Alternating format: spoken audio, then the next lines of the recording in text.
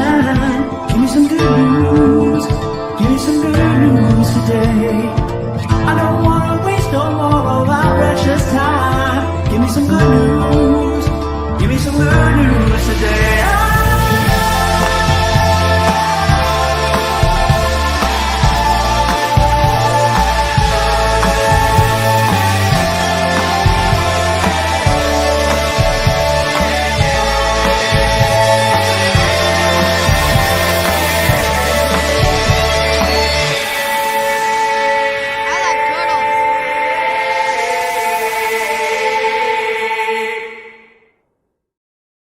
What's going on, everyone? It's Nina Infinity. Welcome to my channel on this Friday. It's Good Friday. It's Good News Day, and I'm excited to be here to report some much-needed good news because I know we could all really use it.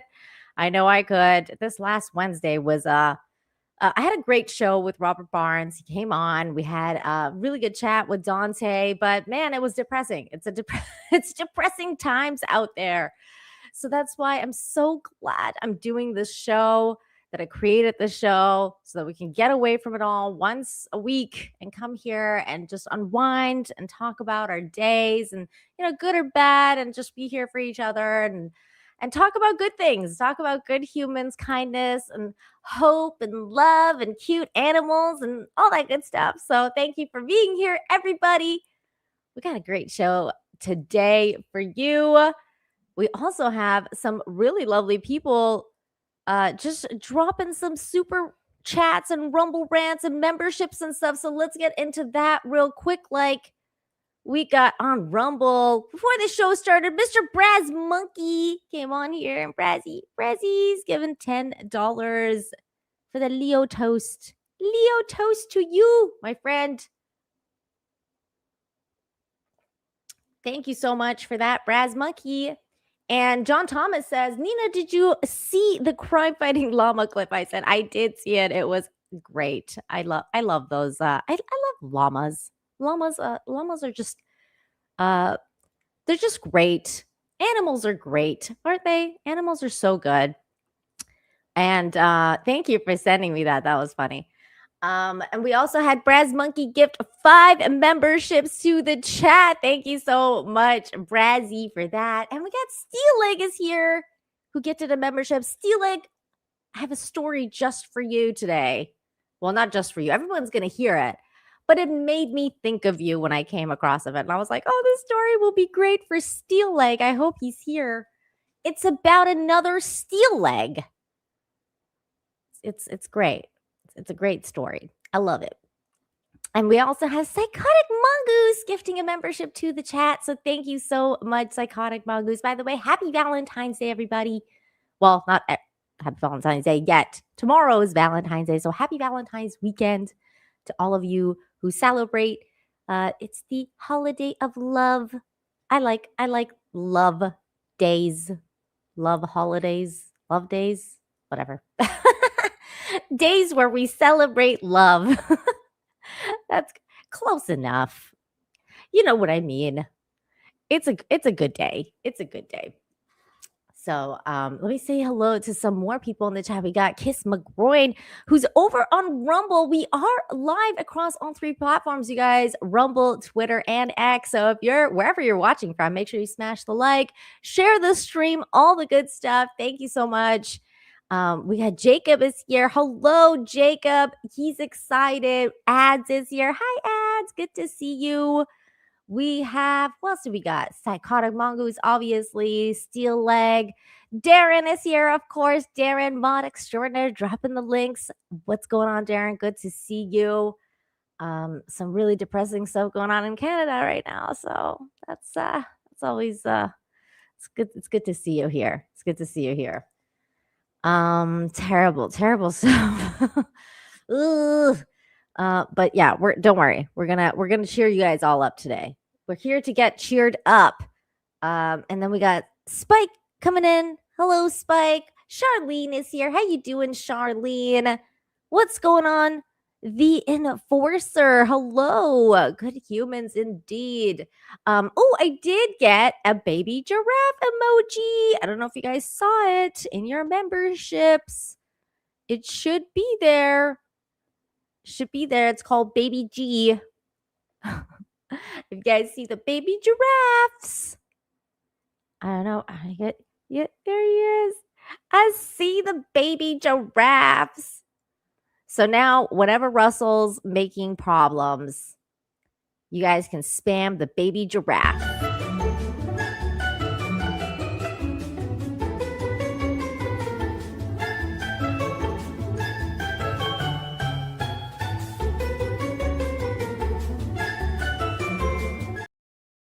We also have some other exciting stuff that I prepared for today, but we'll come around to that. We'll come around to that. Okay.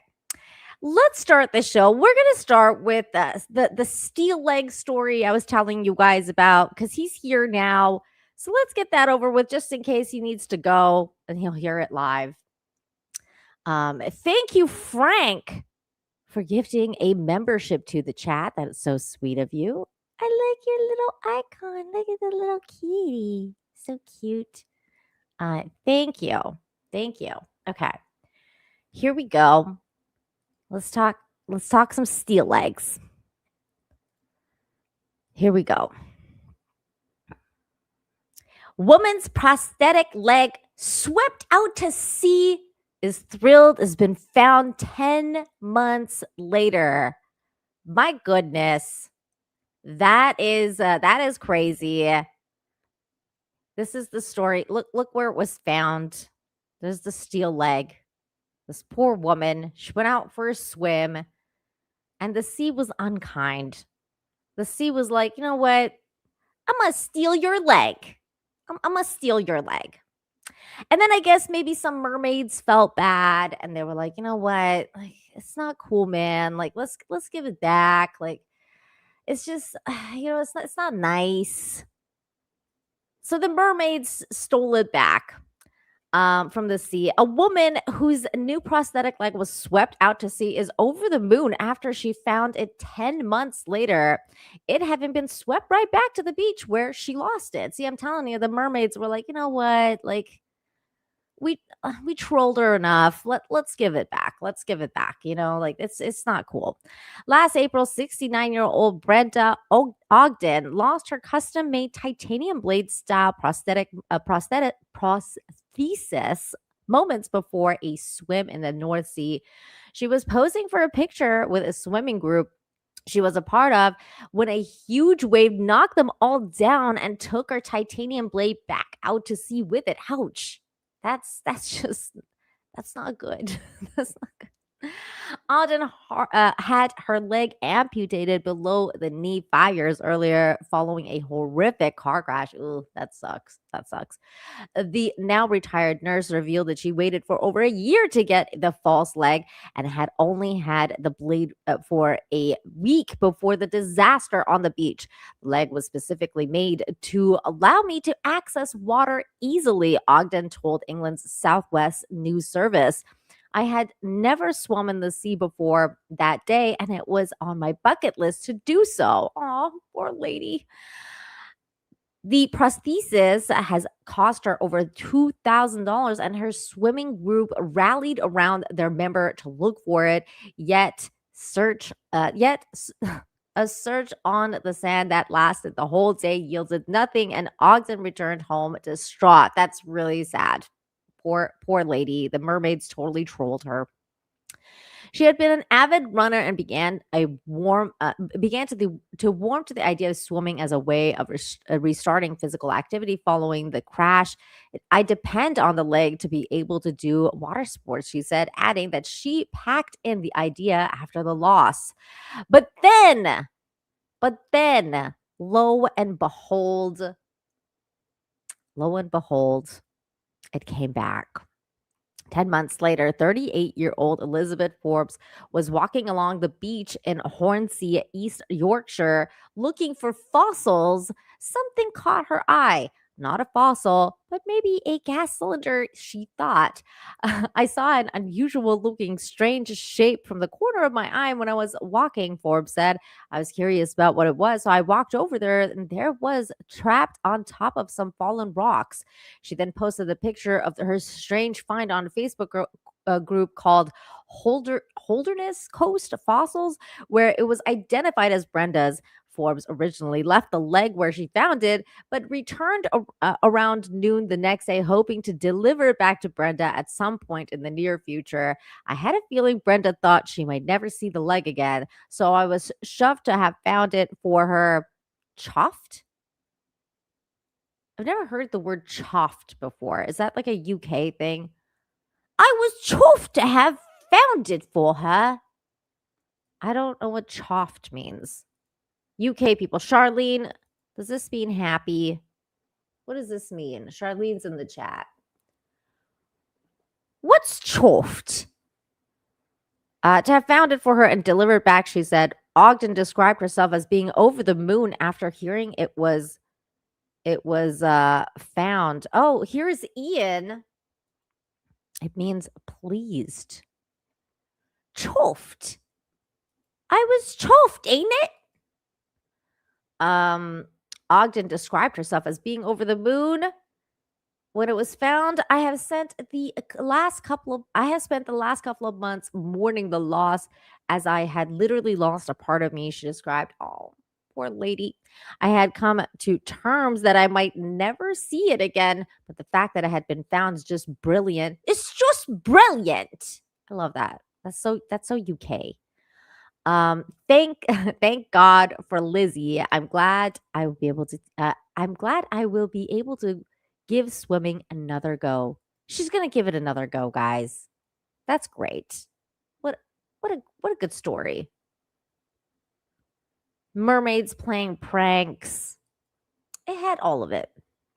Oi! Oi oi. Just means very pleased. What's up, Patrick? Good to see you. So there you go. That was the story. I hope you enjoyed it, Steel Leg. Wasn't it a good story? The leg came back just like a cat. Exactly. It was I think the mermaids gave it back though. I think that's what happened. I saw somebody asked in the chat if it was like it's all rusty now. That's a good question. I didn't think about that. Would it be rusty? I like you could get rust out, right? I think you could get rust out. Oi, Nina's chuffed with that story, eh? Chuffed. Is it chuffed? Chuffed? How do you say that? British words are funny. Like knickers. Knickers is a funny word. It means underwear. I know what you guys thought I said, but I said knickers because it's a funny word. Or knackered. Knackered is a funny word.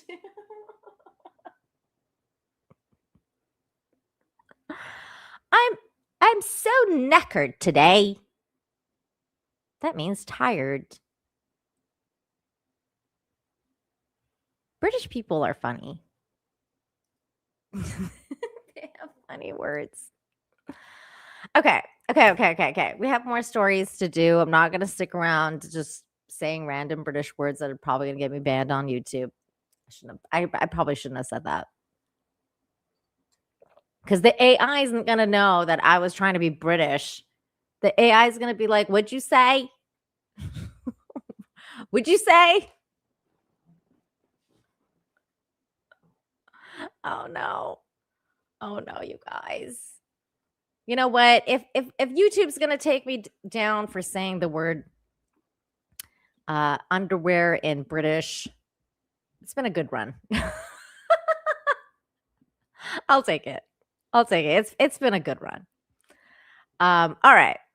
Let's get to the next story because we've got more stories to cover. And yes, Darren, words are hard. This is true. Okay. So this next story, this gives me hope for the future because everybody, like, we talk about this all the time that, the AI is going to take over everything. AI is taking over, especially music. AI music is terrible. I hate it. I hate all of it. I hate modern music in general. So it's nice to see stories like this once in a while. This 9-year-old piano prodigy is going viral. He's so cute.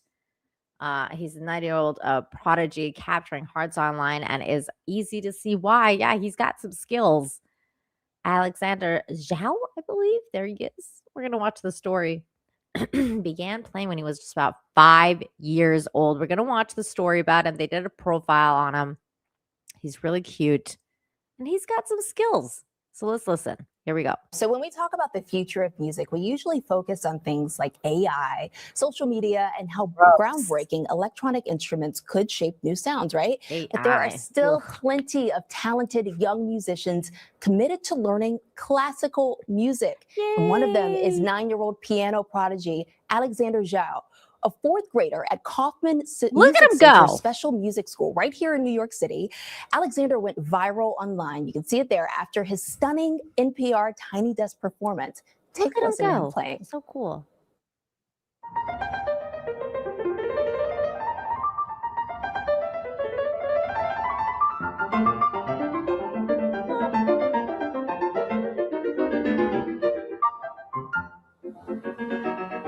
My jaw has literally been on the floor, and you guys are in for a treat this afternoon, because Alexander joins me now here in studio along with President and CEO of the Kaufman Music Center, Tony Mazzacki. It's so great to have you both here. So Alexander, I want to start with you, buddy. Tell me how old you were when you started playing the piano, and how did you get so good? When I first entered kindergarten, I was 5 when I met my teacher. You were 5 when you met your teacher? Yes. Was it easy to learn piano? At first, it was just some random notes, but then I got slowly more into the piano, and then my fingers just flew across the keyboard. They just flew across. That didn't happen for me. I tried piano lessons, and it really took some hand-eye coordination. What was this kid just making it look easy? He's just making it look so easy. The hardest part for you about learning, or did it just come easy for you? At first it came easy, but once I got more into it, there were more challenges coming up in front of me. Yeah. What's your favorite part about playing the piano? My favorite part of that is you can express your emotions. Yeah, you really can. And it comes across as you play, as we've been hearing as well. You know, Alexander, you also brought a keyboard with you today. Do you mind playing a little bit for us? Sure. Ooh, listen.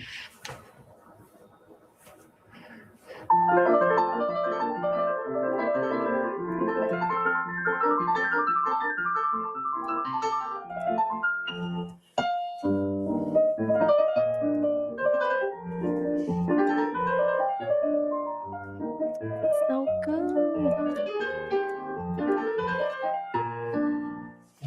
Oh my God. Oh my God. That was great. Hold on. We need clapping sounds for this. Wow. That was amazing. Good job, kid.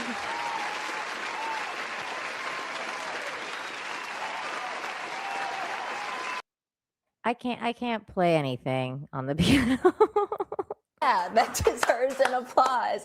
You know, Yeah, Tony, you have a big job of leading the next generation of musicians over at the Kaufman Center. Do you think it's important for music education to infuse with, you know, the reading, the writing, and the arithmetic of it all? Like, why is this so important that we continue to teach music?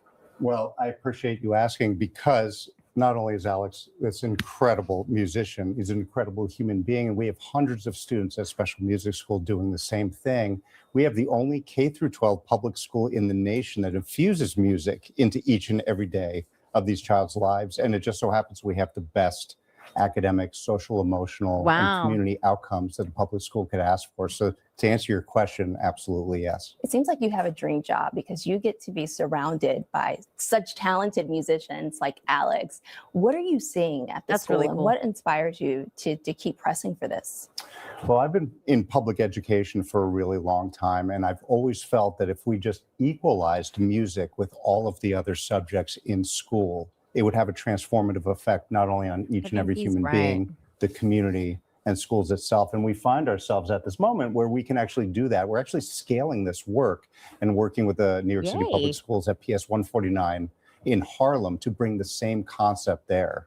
So the more we can do this around, I think this is kind of the moment nationally to raise this. And I'm curious, how do you what do you tell other parents, as More their kids are music. thinking about music? How do you get them motivated to get their kids involved? I think the first thing I tell them is don't think that music is for some and not for everybody. Don't think that Good. because you didn't play that your child may not be talented It's a or good even you're rule. not talented. Understand that we're all born creative and maybe we've been teaching it out of everybody in school. So Aw. give it a chance and actually more than likely you'll find that you reap the benefits from it. We sure are. And Alex is also reaping the benefits. Alex, when you see yourself, as a grown-up, what do you want for the future for yourself?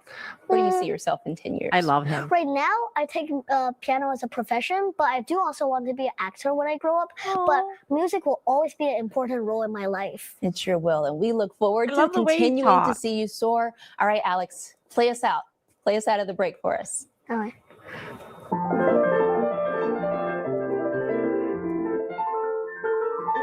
He's incredible.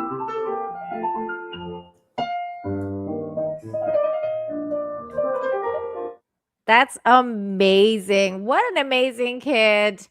And he wants to be an actor. Lovely. Lovely. I mean, I highly suggest his parents don't take him to acting. But the music is good. The music is good. But oh, it's cute though. He's like, I want to be an actor someday. That's really cute. It's really cute. I think I could see him going places, He's got some talent, that's for sure. He's got some talent. Yarny raid. We had a Yarny raid during that segment of the show. So thank you, Yarnwich. And welcome, Yarnwich viewers, to the show. Ian said, look at his Harry Potter glasses. I know, he was so cute. He was wearing the Harry Potter glasses. Are you guys excited about the Harry Potter show? Are you guys excited in the UK? Because I'm not finding much excitement like in other places, but I know it was a big deal in the UK, especially when the movies were coming out. So are people excited over there? Like, is it a thing that's happening? Let me know. Steel Leg, thank you for the $5. Says Monday is my mom's birthday. Yay! On the 16th, she'll be 73. That's crazy, man. Happy birthday to her. I just hit 930 subs this morning. Thanks to you all. Be blessed. Oh, Steel Leg, you're gonna get to 1,000 in no time. That's like that's so much. You've come so far. So if you guys haven't subscribed yet, make sure you subscribe to Steel Leg of History. He does gaming content. Support Steel Leg of History. Thank you again. Steel Leg, for the super chat. By the way, this kid, I should mention, like there was another video clip here of the kid. Right here. This is him playing at the International Youth Piano Competition. I believe he was the winner. So we're not going to watch the whole thing, but I just wanted to show you guys. He's very good. He is very good.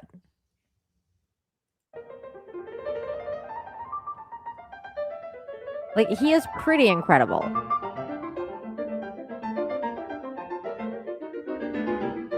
That is wild, man. Look at those skills.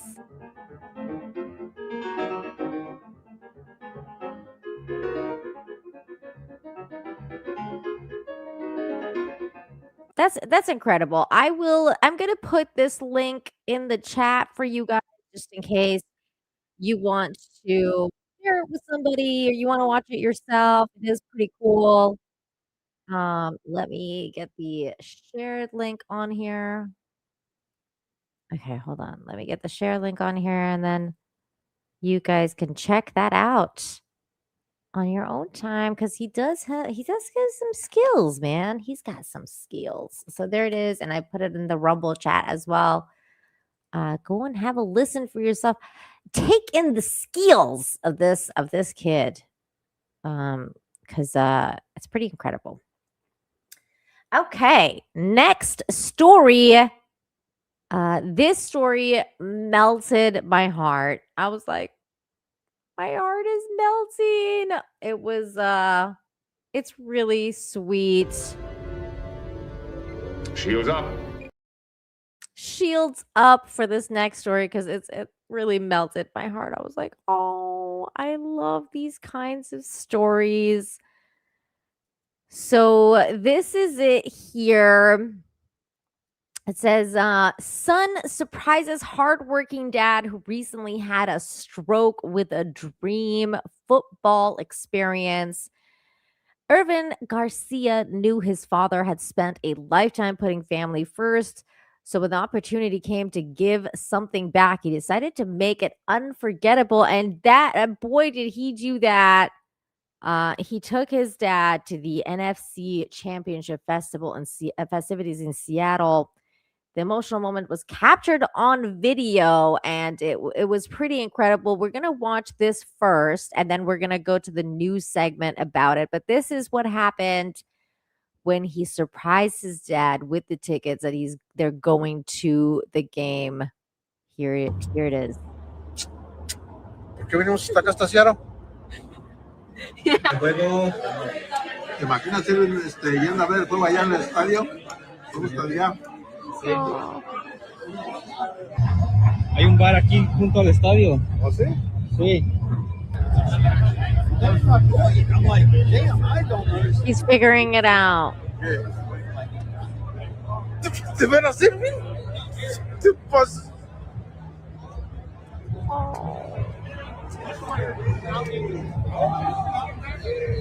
¿No traes aquí el estadio, verdad? ¿No avisaste? ¿Por qué no me dijiste antes que tenía los boletos? Oh, Vámonos. like I can't believe you got me tickets. Oh, that's so sweet. And then they end up going to the Super Bowl. What a cool story. And then it was so funny, like, watching it, because, like, the dad was like, you little asshole. Like, you little pinche. It was really cute. And so then this is what happened, because that video went incredibly viral. So the news coverage.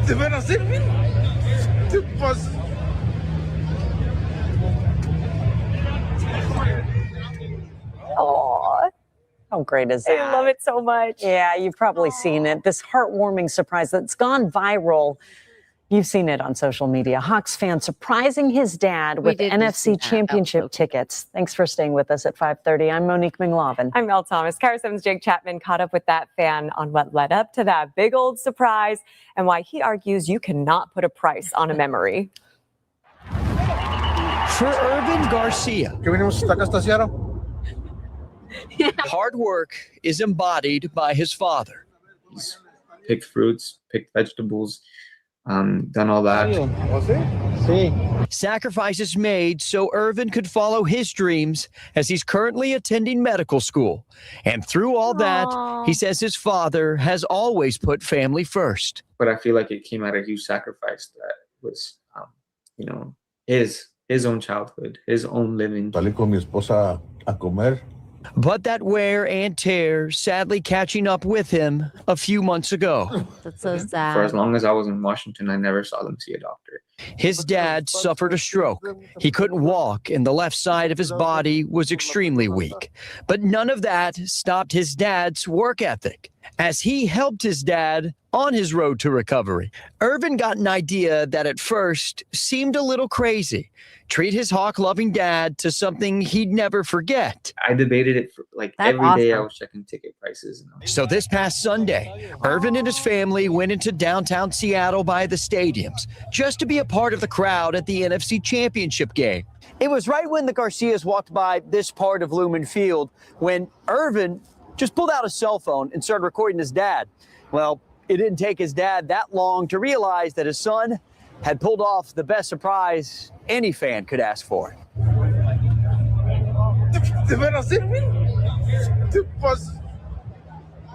Oh, I love The that. video Irvin posted of his dad's reaction getting to go to the game has gone viral with millions of views.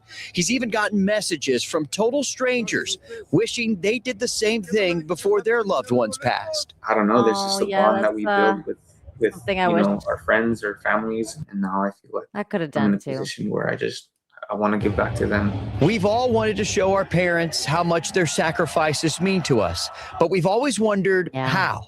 Take it from Irvin.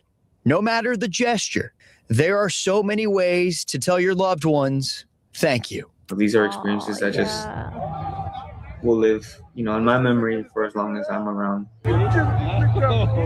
In Seattle, Jake Chapman, Cairo 7 News. Oh, God, that's so sweet. His son's love for his father, who's given everything to him for his whole life. I mean, obviously, the dad, he's a good human that brought up a good human. And it's nice to see. It's nice to see that his son decided to do that for him. My sister-in-law did something similar for my husband's dad. For this Christmas, they gave him World Cup, or she gave him World Cup tickets. That's coming to LA and Canada and Mexico. And he's been a soccer fan like his entire life, and he's never really been to a game. And I think his lifelong dream was to go to a World Cup game. So she made it happen, and he was like so happy. And she's like, you can take whoever you want. And she was like, I'm taking my grandson, like her kid. So they're gonna go together to a football match in Canada, which is really cool. It's like a dream come true for him.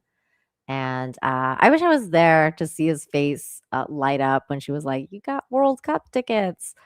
It was a really sweet moment. It was a really sweet moment. I love these kind of stories, guys. I did see some of a couple naughty comments in the chat. But man, you guys gotta leave that stuff behind when you're in this show.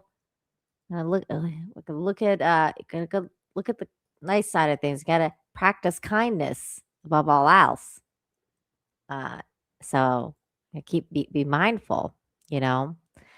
By the way, rest in peace, James Vanderbeek as well. I just saw a picture of him and I was like, Dawson. Rest in peace, James. He had a really lovely message before he passed away that I highly recommend everybody watch. I watched it and I cried a lot, like that. My shields completely broke when I heard his message, and it was lovely though. We're not gonna listen to it here because I don't want the onions to be like, just too many onions, but yeah, rest in peace. It was I watching Dawson's Creek. I have a lot of memories. Dawson's Creek was one of my favorite shows growing up. So that was it was a bit of a hard, it was hard. It was hard to hear that he lost his battle with cancer.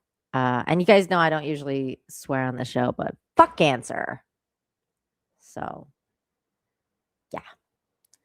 Thank you, Frank. Thank you. I appreciate it. Sometimes, we all want to say certain things. I bite my tongue all the time.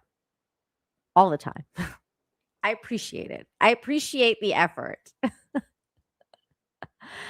And with that, let's move on to the next story. I think this is a story everybody can get behind. It's about a dog. It's about a hero doggy. Let's see those crypto emojis in the chat, you guys, because this is about a hero dog.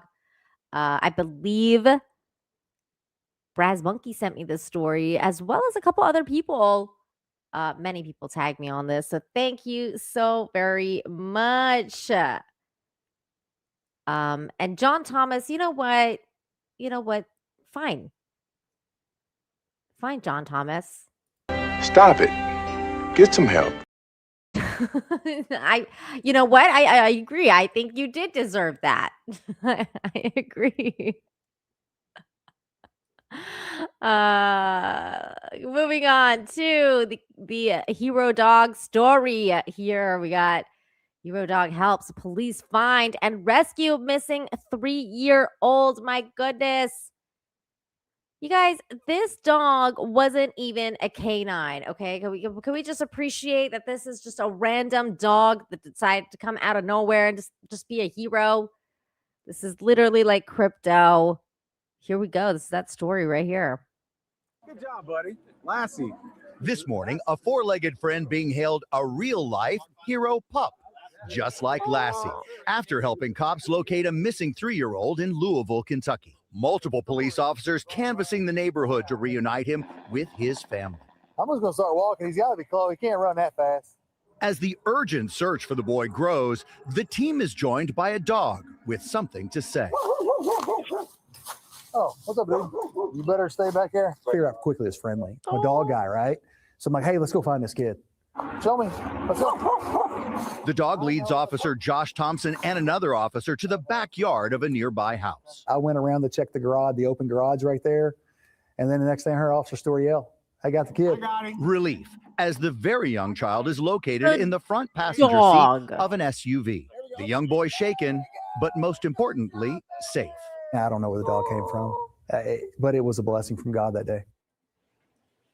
The boy is safe and sound with his family right now. It is a search that could have ended in tragedy, but instead it ended in relief thanks to Louisville's Lassie. And truly, the dog took them right there. Oh, fantastic. So cool.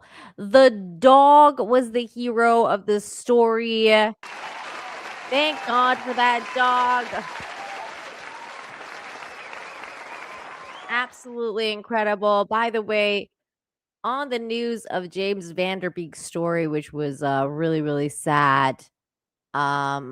His passing was really sad, but they created a GoFundMe for his family because his family wasn't doing well with regards to expenses because they paid so much money for his recovery. And so somebody made a GoFundMe for it, and now it's surpassed $2 million. I just saw that pop up after I finished that story. So that's incredible. So many people coming together to take care of that family. That's in itself also kind of incredible news because so many people are being generous to his family, which is wonderful. It's good. It's a good thing to see.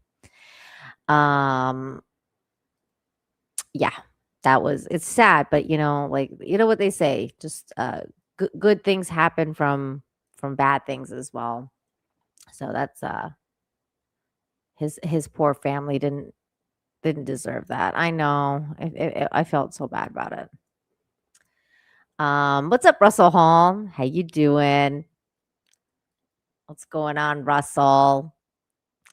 So I see Russell's in the chat. Hi, Russell.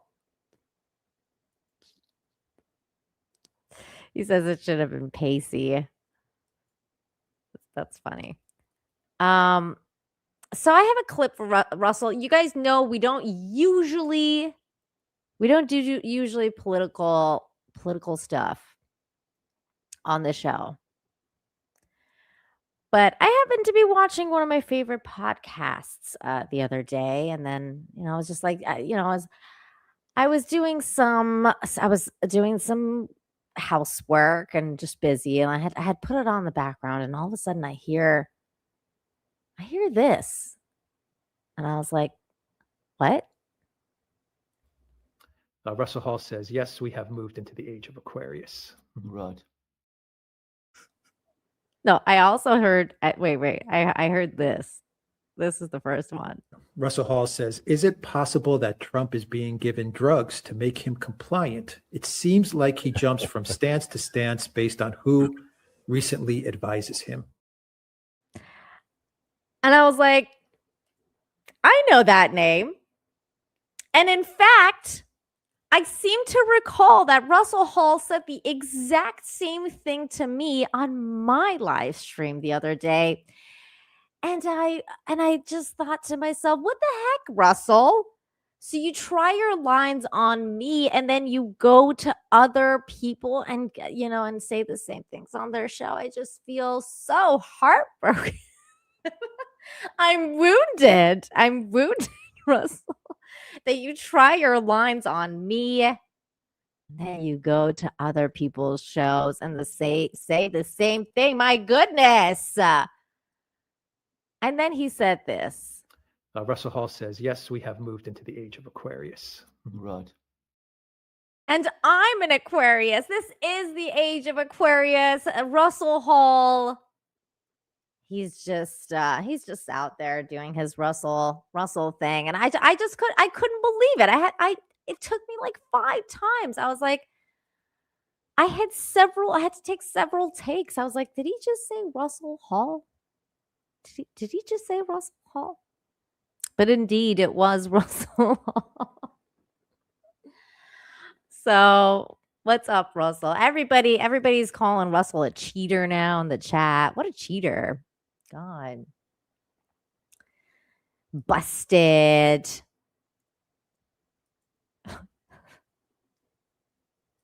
Russell recycles his lines? Disappointed. I know. Caught in 4K.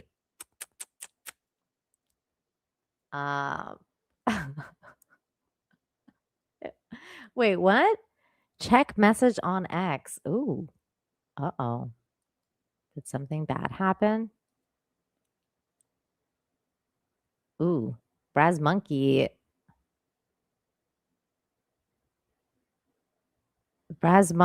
Is like, check message on X. Uh-oh. What's happening? Okay, thank God. It's nothing. Okay, it's nothing too bad. Okay. Damn it, Braz Monkey, freak me out. Braz Monkey. Okay. We gotta watch this. What is this? We gotta watch this. Russell Hall says for $2, those other channels mean nothing to me.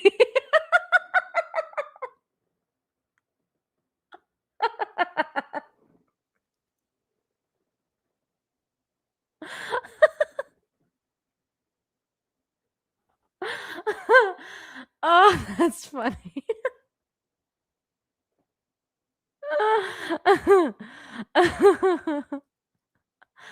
Oh my God. Russell. Oh, Russell. That's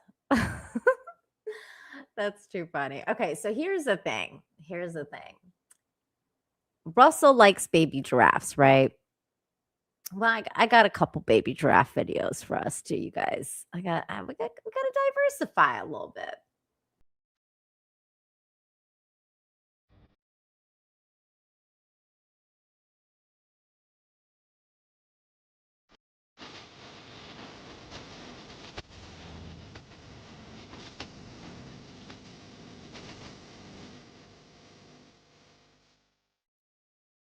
I would just like to let you guys know that people send me baby giraffe videos now being like, this is for Russell. So it's become a thing on my news feed where it's like, people are like, here's a new baby giraffe video. Here's a new baby giraffe video. So, I mean, it's incredible. It's incredible what's going on with the baby giraffes. He says, I was drunk. I didn't even know what I was saying. I think this is one of my favorite super chats you've ever sent. Those other channels mean nothing to me. Oh, I love it. Look at all the baby G's in the chat. That's right. Baby G's. Baby G's. What's up, Achilles Jones? We're having some fun at Russell Hall's expense. So welcome to the show. Welcome to the show.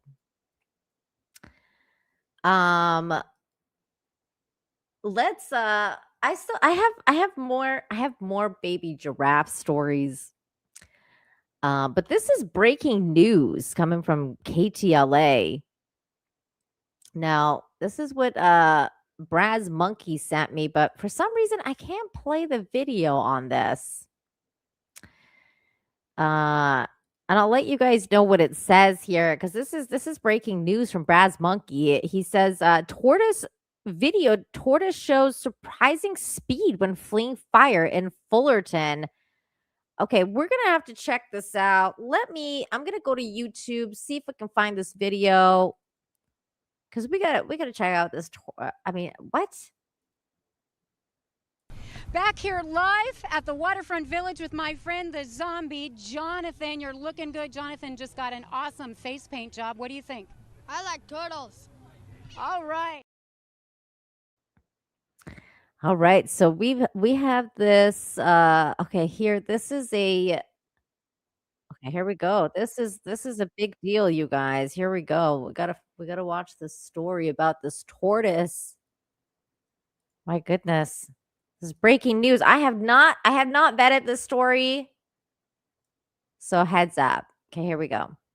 A tortoise making a mad dash to escape a backyard shed fire in Fullerton. The dramatic scene captured on video, and tonight the family is issuing a warning, telling CBS LA's Michelle Gili the fire could have been prevented.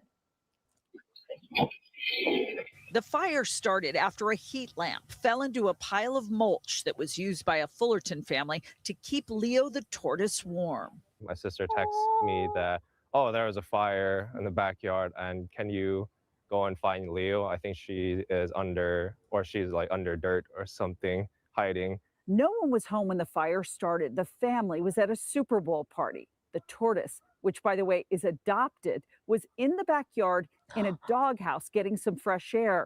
Neighbors saw the fire and helped put it out.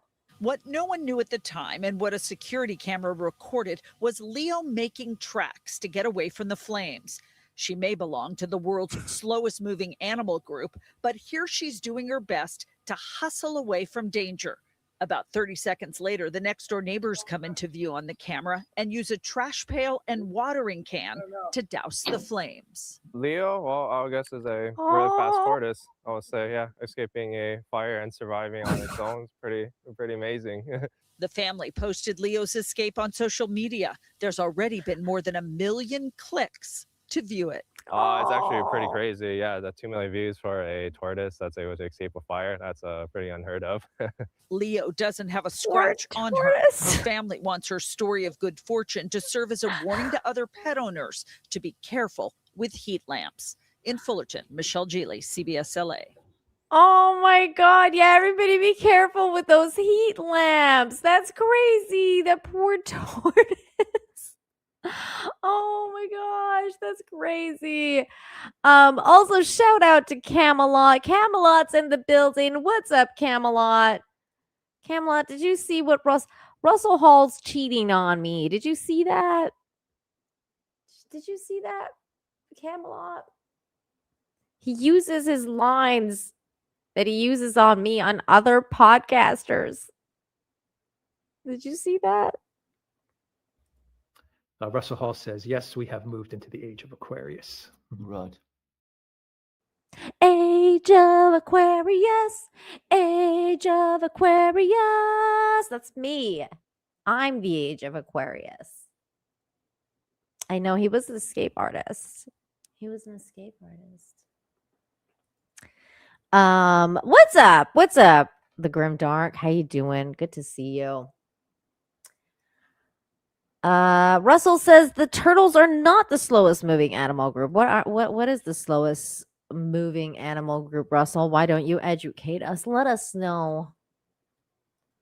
For $2, he says, I thought it was you. I was you thought those 3 guys was me? I don't know what to say to that. I don't know what to say to that. You know, that was my guess too. Sloths.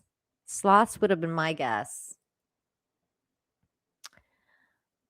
Sloths would be my guess. Okay. We gotta move. We gotta go to the next story. We got a bunch more stories that are kind of incredible, actually. This next story is really incredible. We should talk about that. Achilles, thank you for the 5. Says, hey, Nina, episode 270 of Infinite Hope. That's a good number. Keep rocking it. That's right. Thank you for bringing some attention to that because it is episode 270, you guys. And it's kind of like the Halloween, the Valentine's Day special. That's why I wore the heart shirt and got the heart nails. I'm ready for Valentine's Day. So it's episode 270. That's a milestone. Usually I have a guest for the milestone shows, but I don't know. I felt like I wanted to go solo today. I was like, I need some time because when other people are here, not that I don't love other people, but I don't spend as much time with the chat, who I love, and I wanted to make fun of Russell Hall specifically. So I was like, I have plans. For this show.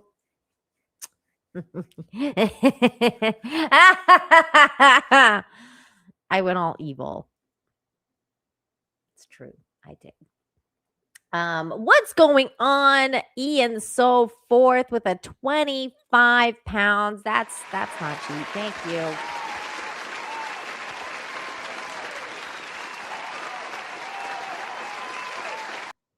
He says, start editing Russell's comments and giving him feedback so that he can sound sharper on all those men only streams.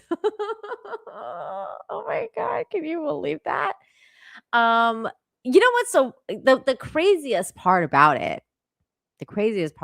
is that the Duran, the podcast I was listening to, by the way, shout out to the Duran because it's an absolutely amazing podcast. Like they cover, it's a very political podcast. They talk about a lot of politics and stuff like that, but they're very good, level-headed dudes. I really like them. And I think that was the most surprising part was that I was like, Russell Hall listens to the Duran? Like, I was like, what? Like, I was so confused. I'm like, I thought I never would have guessed that Russell Hall would be listening to the Duran, but here we are. Stranger, the strangest thing. It's also like you talk about, how it's like a small world, on the internet, but like the internet is so vast. There's so many podcasts, so I just never expected to hear Russell Hall's name on the Duran. It was crazy. It was crazy. It was a crazy moment for me. I thought I was going nuts. Hello to the Outlaw Dogs who has rated the stream over on Rumble. What's going on to the Outlaw Dogs? How you guys doing? Thank you for the Raiders. He says, hi, y'all. Hello. We're talking about good news over here. Welcome to the party. We're going to be talking about our main highlighted story of the show. Actually, you guys are just in time to listen to the highlighted story of the show.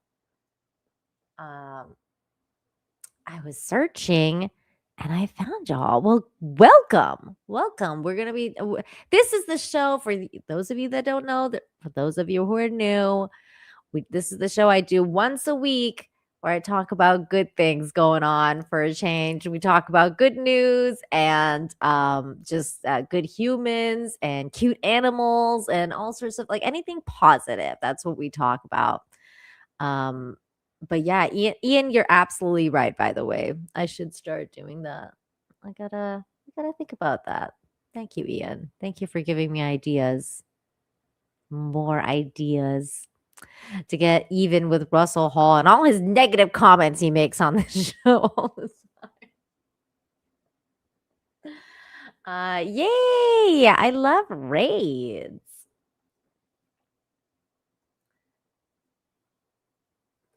Russell says so many podcasts you really slip into. It's all good until you get caught.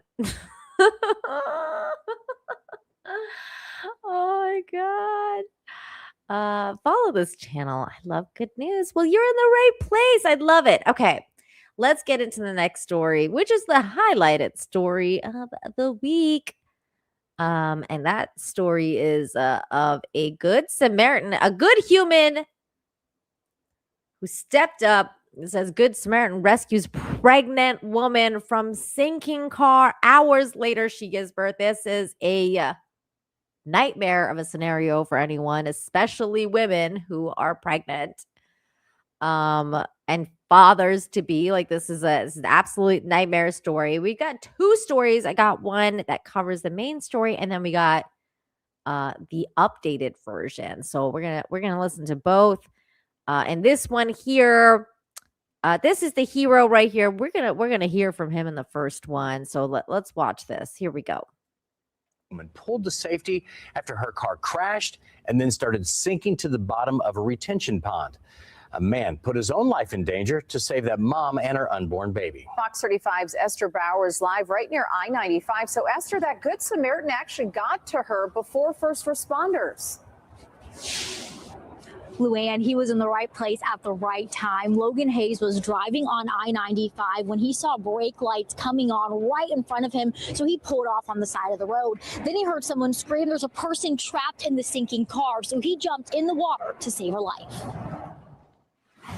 A car going under fast didn't scare Logan Hayes away. And I was going to do everything that I could to try to help or assist in any way.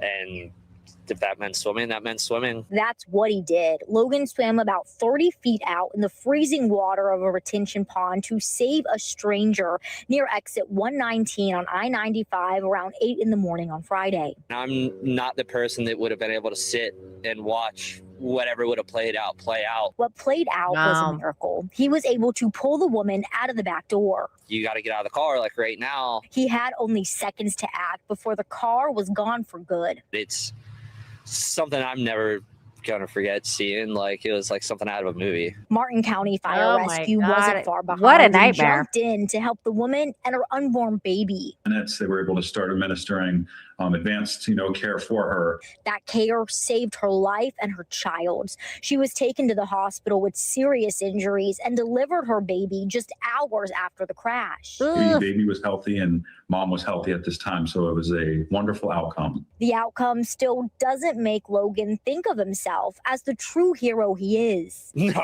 not at all. No, I just in the right place at the right time, and I got lucky. And he's a it just hero. happened to be me that did something. That something took only 8 seconds, but saved not one, but 2 people's lives from tragedy.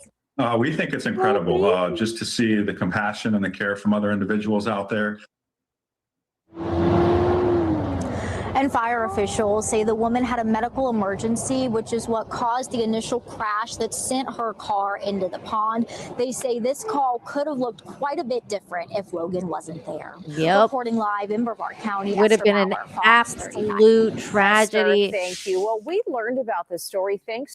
That's so crazy. It would have been an absolute tragedy if he had not been around and did what he did. But he was, and he was a hero. He was the hero of that story. And we have had an update on that story since then. So here's the update on it. We're back with a heartwarming update to a story we brought you yesterday. A pregnant woman who was pulled to safety after crashing her car into a Martin County lake is speaking from her hospital bed after giving birth to a baby girl hours after that daring rescue. Janice, following this one from our newsroom. Janice? Nicole, it is safe to say this is a birthday Shedley Applin will never forget. She turned 29 on Friday. She had quite the day. First, she crashed her car into a lake, then was rescued by a Good Samaritan, and then hours later, she gave birth to her very first child, a baby girl. Shedley Applin got to hold her daughter Ivory for the first time Monday. Feeling her breath come in and out and having her hands touch me and feeling her heartbeat, it was surreal. Not just surreal, Shedley calls it a miracle. Friday morning, she was driving on I-95 in Martin County when she started to feel dizzy. She lost control of the car and drove directly into a pond. She immediately called her fiance. She said, "I'm in the water." And I paused. I'm like, "You in the what? Like, did you get into accident?" That's when the phone died. The car was sinking front first. Shedley was stuck. I tried to open my driver's side door and the passenger door, but they were both terrifying, submerged in water, so I couldn't get out. I started feeling water on my feet. So I started to panic a little. That's when a Good Samaritan named Logan Hayes swam about 40 feet to the car, opened the back door, and pulled Shedley to safety. When he swung that door open, I was just like, okay, like you are an angel. Paramedics rushed Shedley to HCA Longwood Hospital in Fort Pierce, where doctors performed an emergency C-section. Woody was there when his daughter was born 7 weeks early, all 3 pounds and 14 ounces of her. Oh, they're open, Chevy, they're open. Hearing that first cry after she came out was the most beautiful thing ever. She's very lucky. She's blessed. She lost the car, but she has a baby. We can share this with her one day and I can laugh with her. And now that we share a birthday, like our bond is That's so crazy that they share a birthday. Oh, it certainly is. Well, Shedley says she hopes to be released from the hospital on Tuesday. As for her baby girl, Ivory, she's going to have to stay in the hospital just a little bit longer for a couple of weeks because of her size. Shedley says she cannot wait to hold Ivory outside of the hospital. So a beautiful story there. We're glad to see mom and baby are doing well, Calvin. Yeah. Oh my God, that's so crazy. So little. I know, such a tiny little baby. Oh, I'm so glad they survived. Thanks to Logan. He's a hero. He's a hero. Absolute hero. Thanks to Logan, who rescued her and her baby. She was having a medical emergency. Ugh, that story had everything. Just hearing the dad. Like, did you see the dad's face? I mean, that dad almost lost everything, you know? Like, he's probably like, oh my God, this guy, like, he saved us. He saved our lives. Really, that guy saved that dad's life too, if you really think about it. Because if you lose your wife, like in your pregnant wife of 9 months, what does that do to a person? You know? So he saved pretty much that whole family, as far as I'm concerned. So kudos to that young man for being a good human. Something some other person might not have done, you know? But God works in mysterious ways, and I always say he works through people, or through people. We got Russell Hall over on Rumble with a couple Rumble rants. He says, for $1, the one with the beard was wearing a shirt that looked like something you would wow, that is a lot of your cleavage to take in. Well, it is Valentine's Day, Russell. Well, tomorrow. This is the Valentine's show. So wait, you thought that this guy with a beard wore something? Russell Hall says, is it possible that Trump is being given drugs to make him compliant? It seems like he jumps from stance to stance based on who recently advises him. Wow. That guy didn't look anything like me. I don't know how to take that. I don't even know what to say to that. He also said for $1 on Rumble, you know, that shirt reminds me very much of something I just saw Billie Eilish wear on the stage. You watch Billie Eilish? See, I have even more questions now. You're watching the Duran, you're watching Billie Eilish performances. I don't know what's going on with you, Russell. I believe it's time for another giraffe video. And this one has a story. I was like, oh, it may be even a story that may require shields. Shields up. My God, this was so sweet. And again, someone sent this to me and was like, this is for Russell. So, Russell, you have people that want you to see this. This is for you, Russell. Here we go.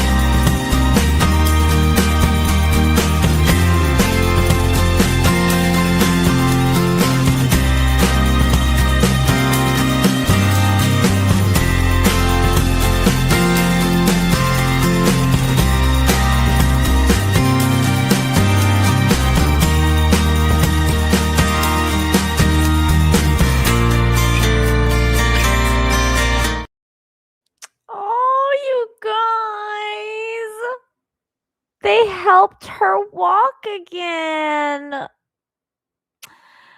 Isn't that the sweetest story you've ever seen? It had everything. I love that.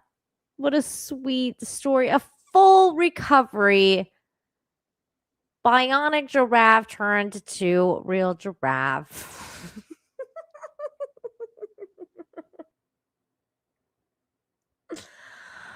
Oh, isn't that so sweet? Isn't that so sweet? I loved it. I loved it. We got a couple super chats from Steel Lake we got to get to. Steel Lake says for $5, I just made a cute giraffe video. You love, trust me. You need to play it. I tagged you in it. Look at this. People are sending me giraffe videos for Russell to watch. You should show him the 2 I sent you. Oh my God. Look at this. People are paying me money to show Russell Hall giraffe videos now. This has become my favorite thing on this channel. All right, let's see. What is going on with the giraffes? Okay. This one is okay. You said this is another one. Oh, I love that people are sharing the story online. Wait, where did you send it? I don't see the first one. I see this one. So let's do this one. Okay, here we go. What is this? Okay. Russell Hall, you know you love baby giraffes. We make you smile. Watch me dance for you. Russell Hall, you know you love baby giraffes. We make you smile. Watch me dance for you. Oh my God, the AI is starting to come out. The AI is starting to come out. Okay, hold on. Here's another one. Steel Leg, make this just for you, Russell. Here's another one. Okay, here we go. Russell, you know, love baby giraffe videos. You know you love them. Russell, you know, love. Oh boy.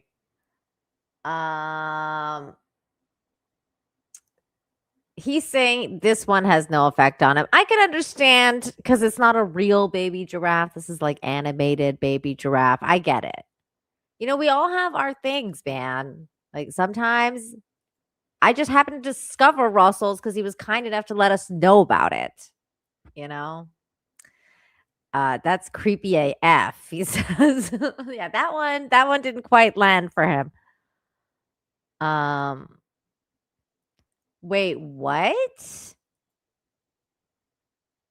Oops, he was doing the my heart goes out to you salute in that one. What does that even mean? I didn't catch that. I didn't catch that. Russell for $1 says, okay, enough of that. What I was trying to type before being so rudely interrupted is that Anna showed all of us a picture of Billie Eilish last night that absolutely blew out my scene of proportion. I don't know, man. I think you were watching a Billie Eilish concert. That's what I think. It sounds like you're a fan of Billie Eilish. There's nothing wrong with that. I love Billie Eilish.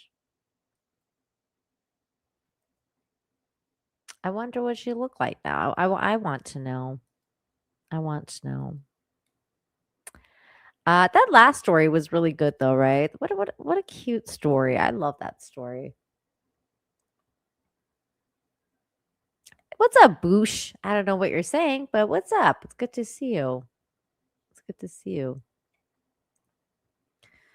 Okay. Next story. I have to read this one, so I apologize.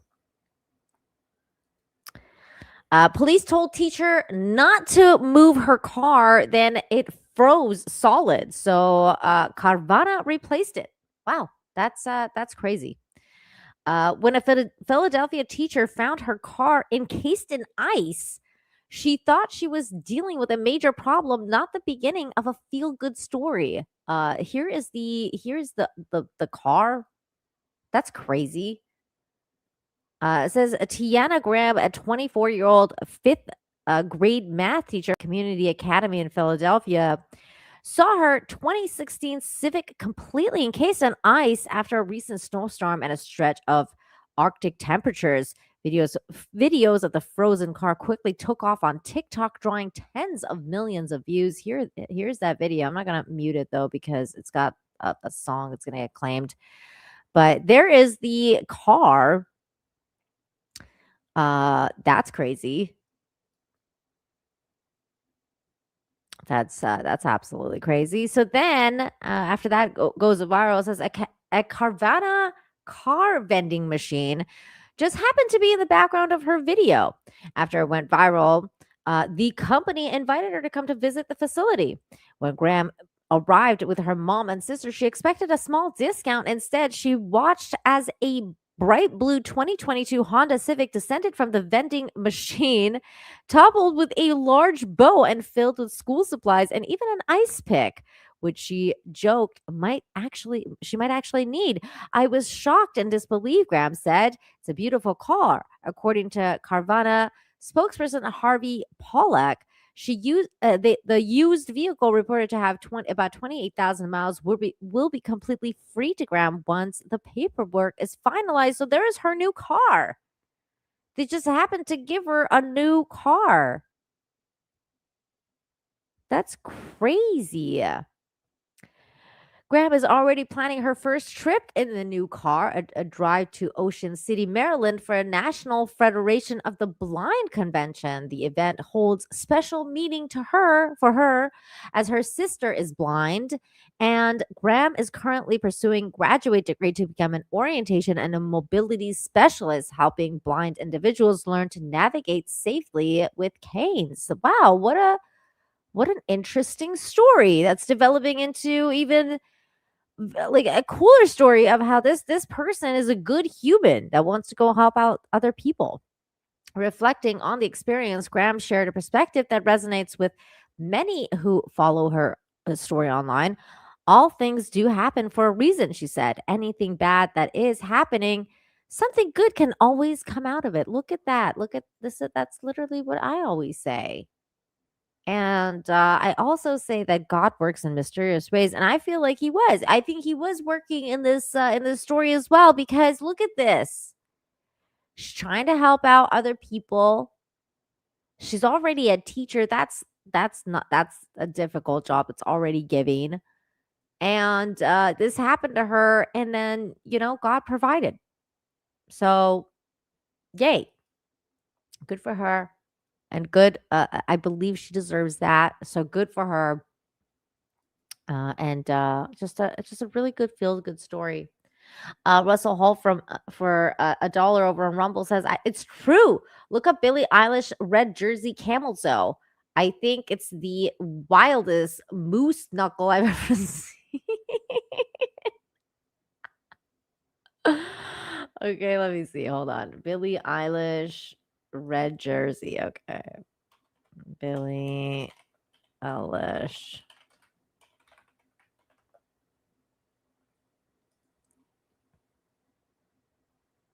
She's just wearing a jersey.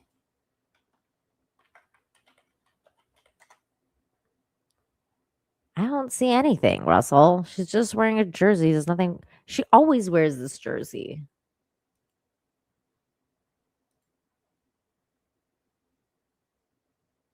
I mean, she's wearing like pantyhose with it, which is weird, but I have no idea what you're talking about. Hold on, let me share my screen so you guys can see what I'm talking about. She's wearing like pantyhose with it, which is weird. There it is. But she always wears this. She always wears that jersey. I just feel like Russell's watching Billie Eilish concerts.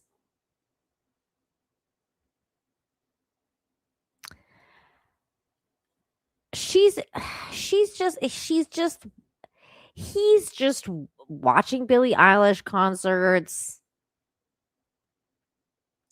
and nothing bad happened there. I don't know what he's talking about.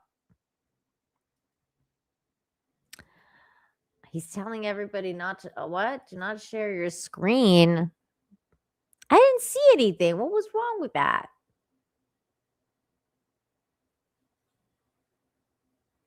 I don't see. I don't know what's going on.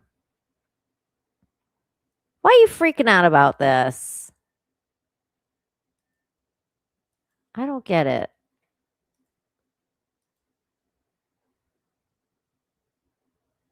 Oh. Somebody zoomed in. Oh my God. Russell Hall.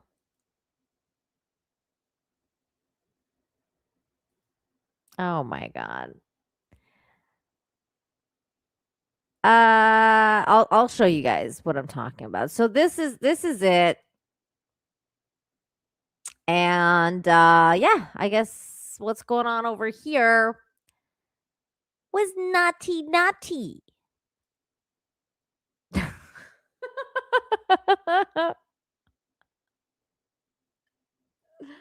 I figured it out because of this picture. I was like, oh.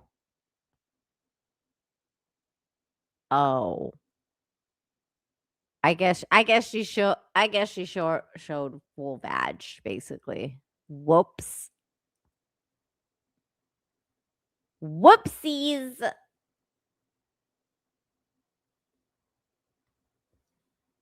Russell says, confirming what I just said, I'm freaking out because it's literally just a crack of her V in through the red outfit. Well, maybe she's just getting ready for Valentine's Day, Russell.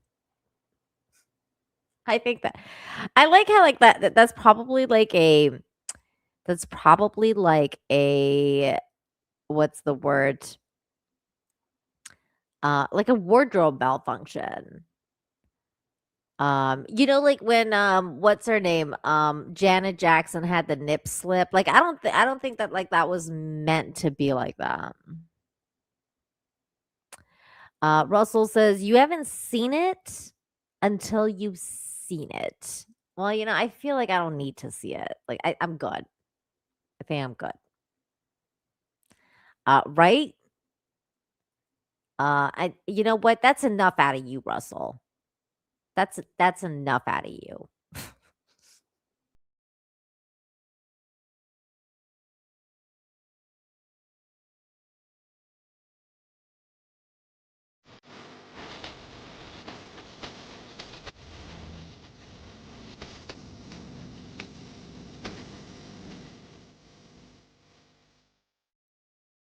So this next story is so sweet. And I gotta say, you guys are gonna need some shields for this one. I feel like you're gonna need some shield. Shields up. Shields up, people, because this one is very sweet. And also another one of those stories that shows the power of social media. Because social media can be a really bad thing, but it can also be used for good. And that's one of these stories here, where it says NYC food influencer reviews a struggling family restaurant and brings it back to life.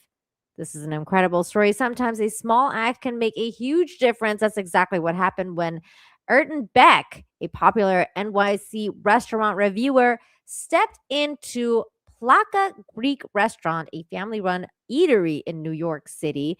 The restaurant, run by a Greek couple in their 70s, was nearly empty when Erton arrived. There was only one customer. We're gonna watch this video. I'm not gonna read anymore, but he posted this video on TikTok, and yeah, this is the story. So here we go. We're gonna watch this. Lucky if we have an update on the struggling family restaurant that I recently went to. So previously I did a video at a Greek family restaurant and it was empty. Damn, it's so sad there's no customer. One person? I uploaded my review 3 days ago and a lot of you have been asking for updates, so let's see what's going on. Oh. Hey, Tim. How are you? How you doing? I'm good. How you guys doing? You know what? Hey, Tia. How are you? Okay, listen to me. Take off your jacket, an apron, and I come love back that. Oh, I gotta help you out. and this is what you did to us. And I knew there was something off with you. I was like, wait, in a good way though. I was like, can I ask you something? Yes. Who pays you? Nobody paid me. Because you go to every restaurant, you pay so much money. That's why I keep my day job. What's your day job? I'm a cab driver. Oh my God. Are you serious? Yeah. You're Turkish. Turkish. Yeah. No. I made 5 musakas yesterday, 5 today, 4 spinach pie. So now I said turn off deliveries because I'm out of spinach pie. I don't want to be out of musaka. I want to, go. Of course. Do you have a table for one though? For you, absolutely. I appreciate it, man. This is Nice to meet you. How are you, sir? I'm good, thank you. Are you tired? I'm so sorry. Are you tired? I I'm don't so know what sorry. happened, but it's like you never have it. Oh, wow. We came yesterday.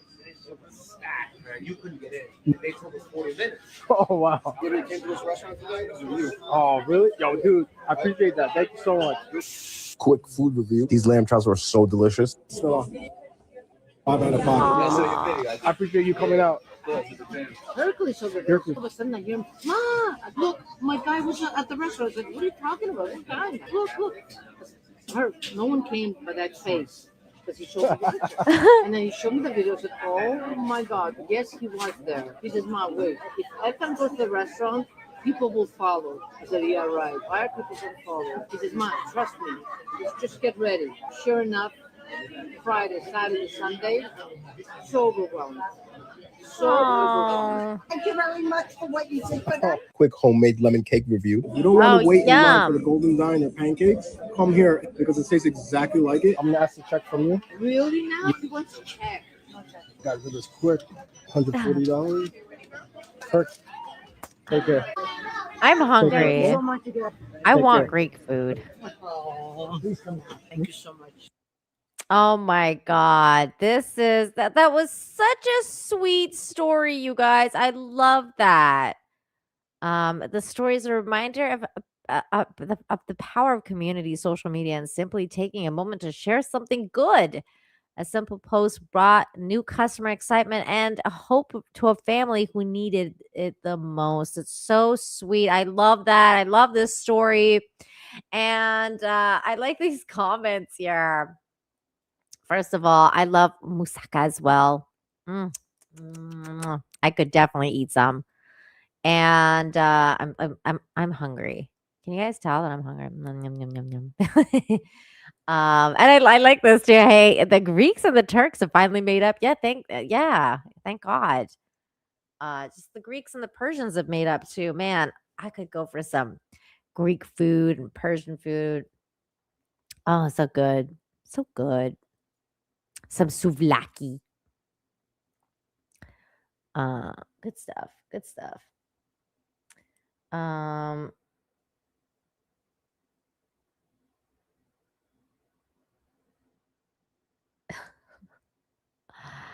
All right. So the next story here that we have.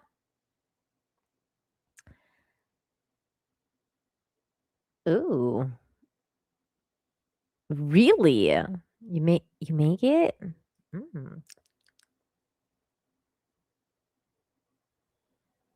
No, it's the other one. Roast lamb. That's the one that made me choke was roast lamb. I'm scared of it now. I still like chicken souvlaki. Whenever I go to a Greek place, I always think to myself, should I get chicken souvlaki or beef?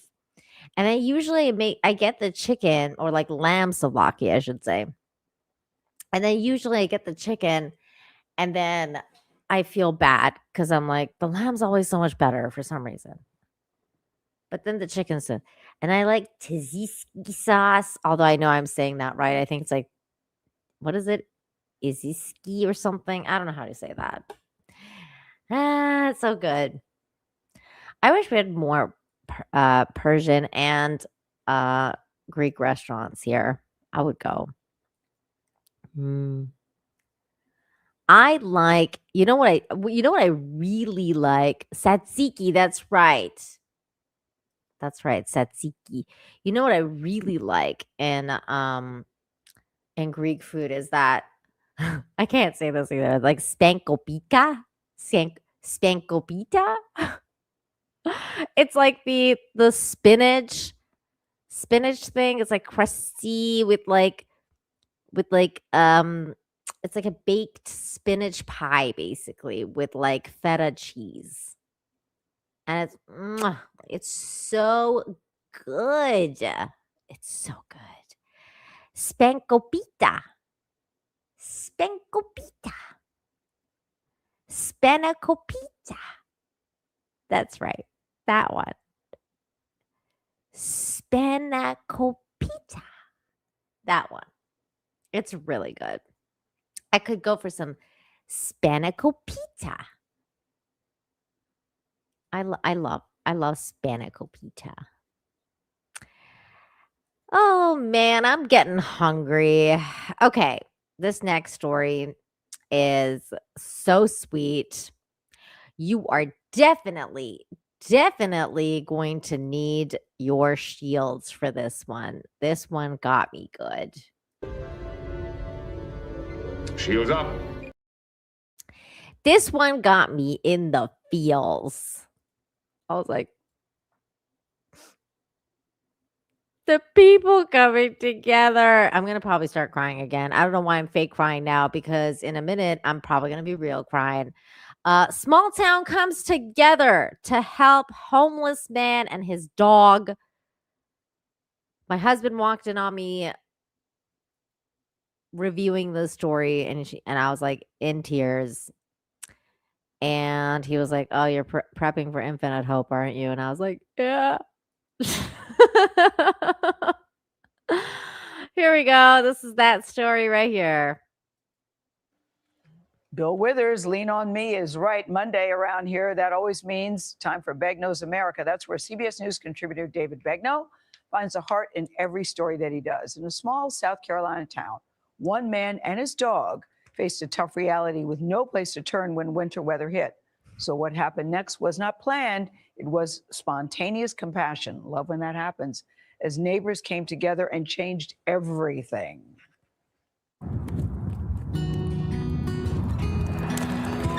When a rare winter storm hit South Carolina, most people stayed home. But in St. George, a town of 1,800, Chris Brannon and his dog Mowgli had nowhere to go. Poor Mowgli. St. George is the kind of town most people pass through. Gas stations, stoplights, Highway 78. That day, it became a hunker-down town. Chris and Mowgli couldn't. So how does an unhoused man and his dog go from this to this? He was out there shivering. I didn't know what was on his sign. Carlos Canales stopped when he saw Chris and Mowgli out in the cold. He gave Chris all the cash he had, but as the temperature dropped well below freezing, one thought wouldn't let him go. I went back to ask Chris if he wanted something to eat. Was he hungry? That's where I seen the icicles on his beard. Carlos got Chris some hot food and then headed That's really cool. That's when I was having a conversation with my wife. She just told me, "Carlos, I think God's trying to tell you something."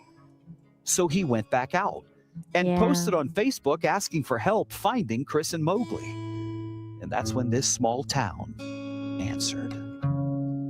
And that's when I got bombarded by phone calls after phone calls on Messenger. Lisa Stewart Westbury called. She's a retired judge's assistant and lifelong St. George resident. I called Ruthie and I said, "Can you go with me? We got to go find a homeless guy and get him in a hotel. It's going to freeze tonight." And She said, I'll be ready in 10 minutes. All right, Ruthie, we gotta go. Lisa and Councilmember Ruthie Tripp searched the town, following clues from the community Facebook page. And then they saw them. He had icicles in his beard. That's how cold it was. And rainy. Yeah. So Ruthie pulls out the picture and says, Poor is guy. this you? And he says, yeah. So at that point, we tell him that we'd like to get him a hotel room. By the time they made it to a nearby hotel, the community of St. George had raised enough money for Chris and Mowgli to stay for a week. Our community, when we That's great. ask, we get. But it's the town of friendly people. Like the sign says, the town of friendly people. Holly Noble, an EMT, saw the post and responded with a winter coat for Mowgli, despite her own circumstances. I literally had to borrow some gas money just to get to work to the next paycheck. But I sat there and calculated my mileage and going, okay, I have enough to get there. I can go do this. What a nice thing to Hairstylist do. Kyla Granger gave Chris a fresh look. Mowgli got one too, from retired veterinary technician yay. Rhiannon McKenzie. More than 70 dog acts got of it back. generosity followed.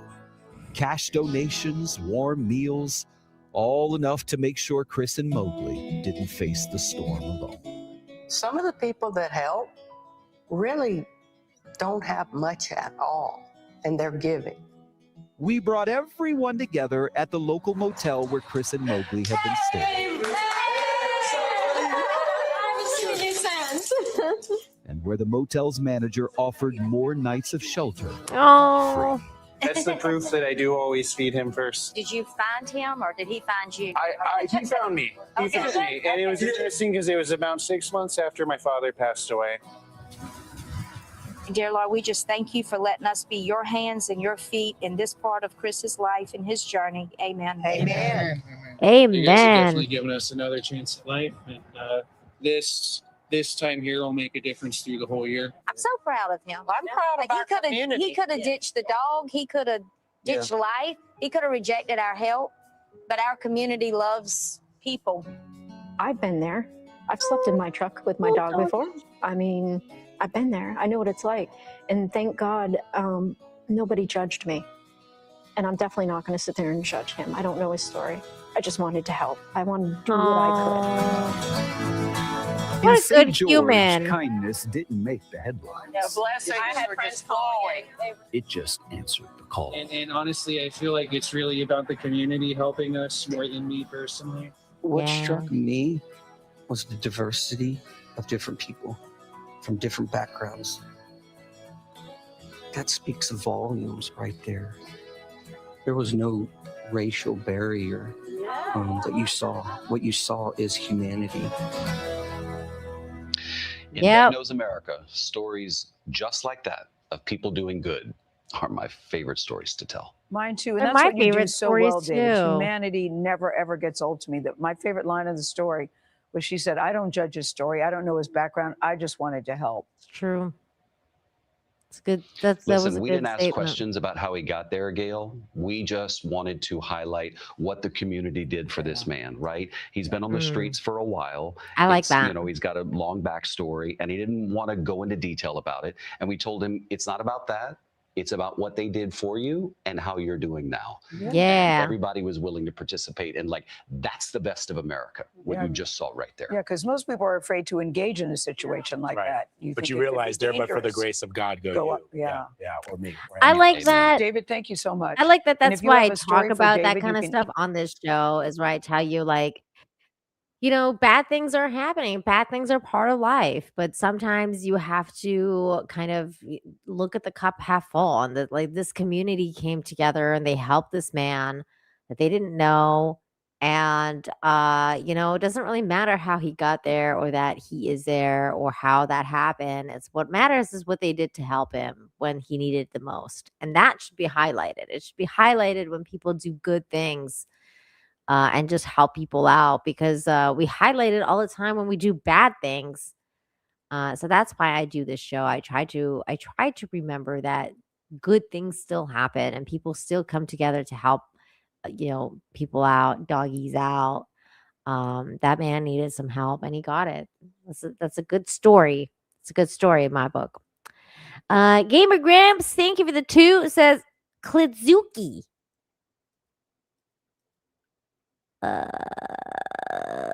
What? Gamer Gramps, why? Stop it. Get some help. Why would you do this, Gamer Gramps? After such a good story, too. After such a good story. Russell Hall, thank you for the $1. Hold on. I need to pre-read this one. Okay, yeah, that's fine. It's about the Greek food. He says, let's be real. They put so much marmalade on it that you can't tell if it's lamb, beef, chicken, or a delicious old sock. It's pronounced Spani Cope Eat. Wow, I guess you really don't like Spanakopita. Spanakopita. Spanakopita. Wow. Russell really doesn't like Greek food. That's okay, Russell. You probably like Persian food like me. I get it. You have a more sophisticated palate. Spanakopita. Spanakopita. I got it. I got this one. So yeah, that was a good story though. I really love that story. Good story. And here's another story about a couple people trying to make a small difference in their community. I thought this was really cute. Here they are. It says teens build an igloo that brings together the neighborhood after a difficult ice storm. Here they are. They're building a little igloo for themselves. While millions of Americans hunkered down in their homes after ice storms encrusted the mid-Atlantic, 2 young teens got busy building community spirit by building an igloo. They constructed their igloo in front of a house that was destroyed by a house fire a few months ago. Adeline and her friend Maeve carved dozens of ice bricks with a flat shovel and used a sled to remove them to a symbolic spot to move them to a symbolic spot on Helena Drive. While we built a igloo to create unity in the community and bring people together, Adeline told GNN by phone. It brought joy to all of the neighbors when the snow was frustrating and very difficult to cope with. I feel like this igloo is a good representation of hope and how things can be difficult. Oh, I love that, you guys. I love it.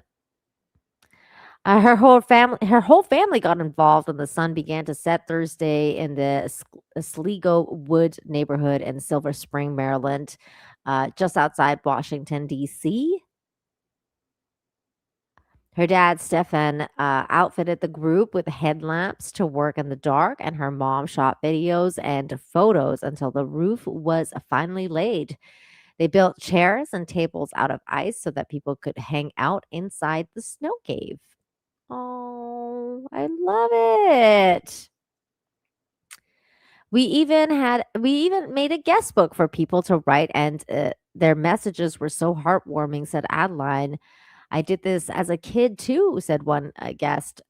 One guest named Melinda wrote, my 3 kids love it, Jen wrote. Adeline said it was so nice to see people smiling at the girls when they passed by. Many neighbors have come up and talked with us about the igloo and how much they've enjoyed it. So here's their little guest book list. So fun. Awesome. I love it. My 3 kids loved it. This is really sweet. One of the neighbors enjoyed watching the construction from her window as the girls spent hours building the cozy community hub. She finally ventured out onto the Friday under the blue skies to leave a message. It brought back so many childhood memories. Oh, I love that. I love stories like this. They're just like making their neighborhood a better place on a spot where, there was a fire and it probably was left like a little bit of a sore spot in the neighborhood. And they were like, you know what? Let's go brighten this part up. And so they did. So kudos to those girls. Good for them. Get creative. Getting out there.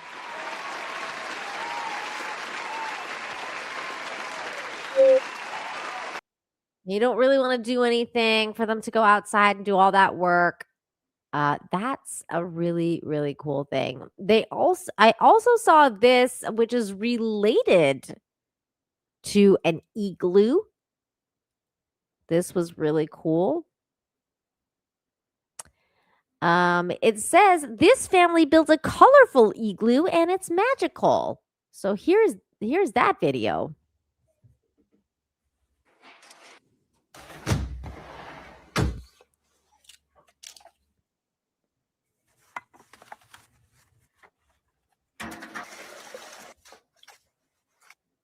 This is so cool.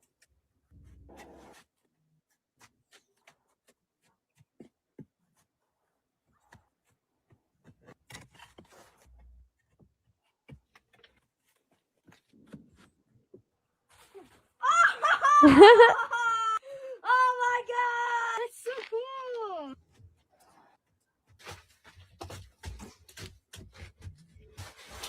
This is awesome.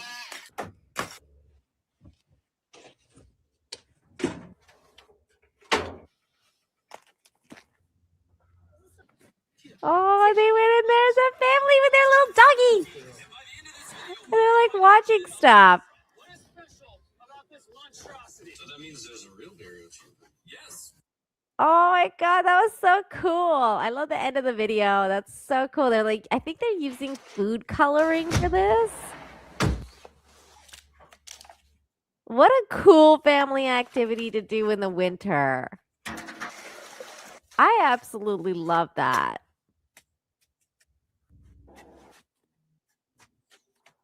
Yeah, it's like Lego, Boosh. That's exactly what it is. They're Lego blocks.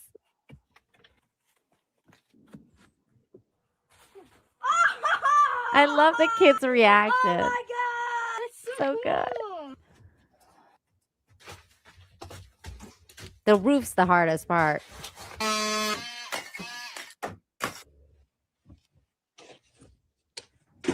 I like their little fire. Oh, look at the little doggy. That's so cute. Oh, I love it. I like the little doggy.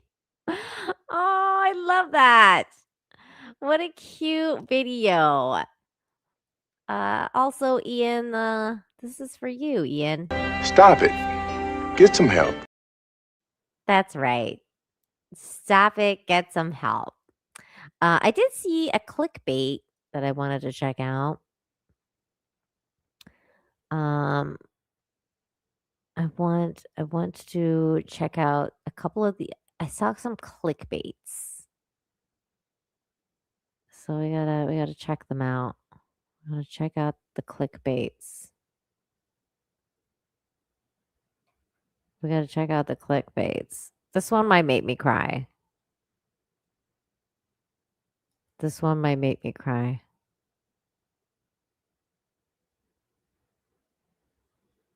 Oh my God. I might cry on a couple of these. I might cry on a couple of these. Oh my God. Hold on.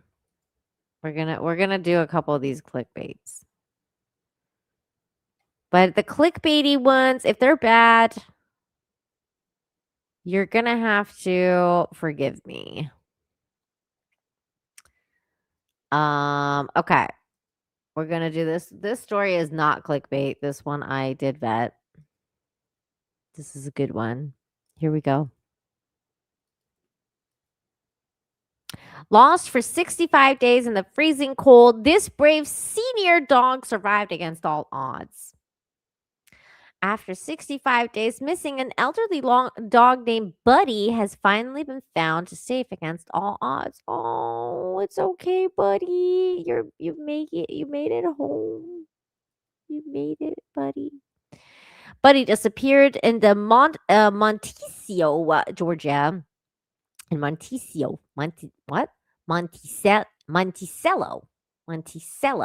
Georgia, while visiting with his family from Waco, Texas over Thanksgiving. Days turned into weeks. Sightings slowly stopped and temperatures dropped to record lows. For nearly a month, there was no signs of him at all, but people searching for Buddy never gave up. On January 30th at 5:35 p.m., hope arrived in the form of a single trail camera photo. A woman who had seen Buddy's flyer, spotted him on the camera and immediately made the call.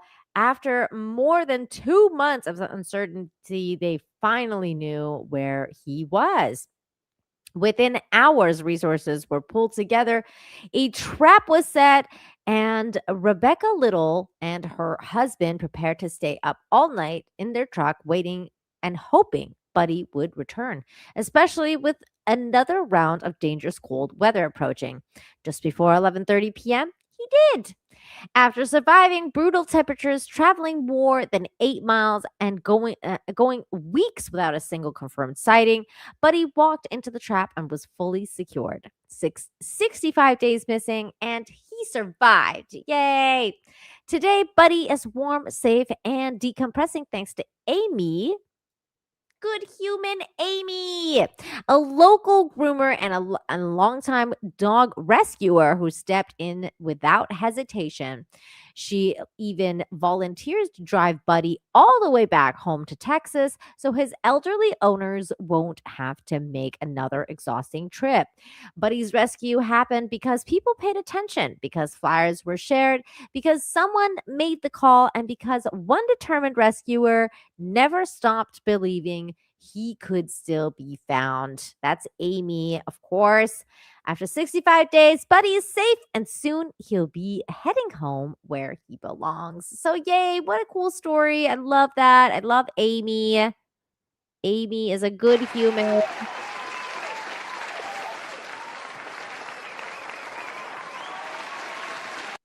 He got lost. He's seen some ish, but now he's back where he belongs.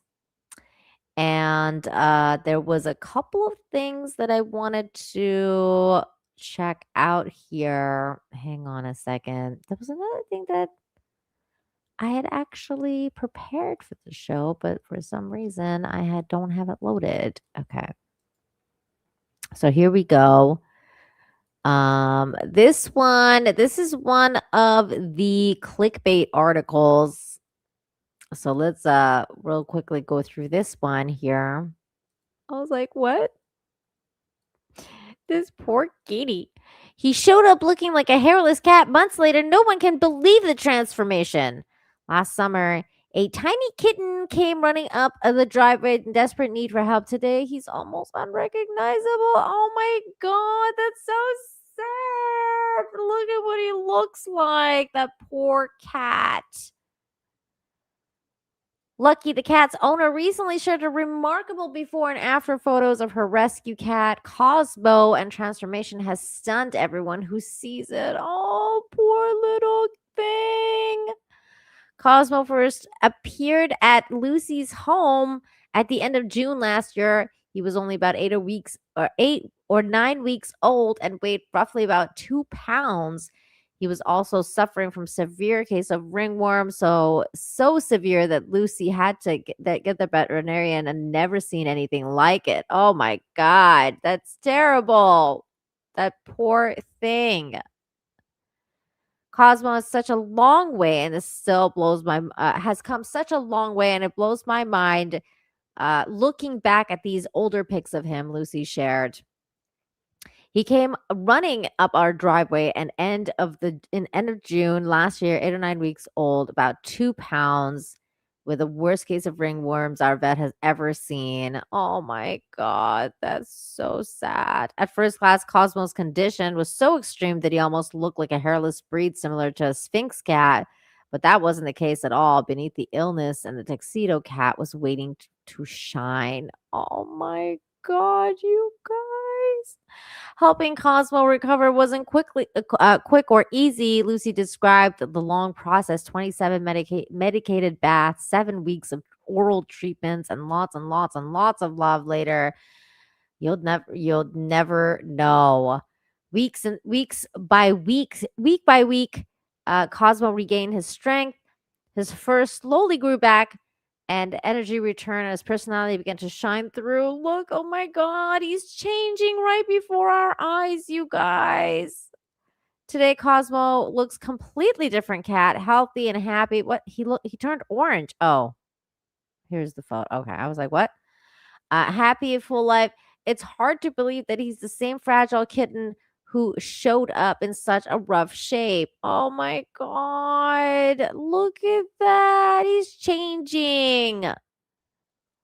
Oh my God, you guys. Look at him. He's a baby. Oh, they rescued this poor kitty. Oh, that's so great. Yay, that's good humans. They rescued him. Look how pretty he is now. Oh my goodness. Look at their little family. Oh, and they got the little orange cat. Oh my God, so cute. Look at him. You made it, little buddy. You found the right family to take care of you. Oh my God, that's amazing. Look how beautiful he looks now. Oh, it's so great. Yay. Yay. What a sweet recovery. Stories like Cosmo are powerful reminders of what patience and a lot of love can do. Sometimes all it takes is one person willing to help and a little time for a life to be completely transformed. Wow, that's incredible. This is how we started, you guys. This is how we started. And he ended up like this. There he is. That's amazing. What a cool story. I love it. I love that story. That was a good clickbait. That was a good clickbait. We're going to go to this next story here. And you usually hear this kind of story about about cats. But this story is about a dog. It says he says his sister's dog hates him, and the pictures don't lie. Oof. That dog. It does look like it wants to kill whatever that is. Some dogs just have a resting bitch face, and some dogs, well, they look like they're plotting your demise. One man recently shared his hilarious struggle with his sister's dog, who apparently has a serious anger issues at him. Ooh. If a dog looked like that to me, I would be so worried. Like, I'd be like, oh God, I need to get out of here. And I also, like, just a side note, I don't know why this story reminded me of Ian and so forth. I could just kind of picture this, like him being the brother. I don't know why. And like it's his sister's dog that hates him. I don't know why I thought about this. It's just me making head canon for myself. But in my head canon, this was about Ian so forth and his sister's dog. He was always looking at me with his weird smile on his face, he said. He also hates me, like he growls when he looks at me. And the pictures don't lie. Like he looks at him he's so evil. He's like, "Rrr." He's like, he's mad. He's big mad. Look at his face.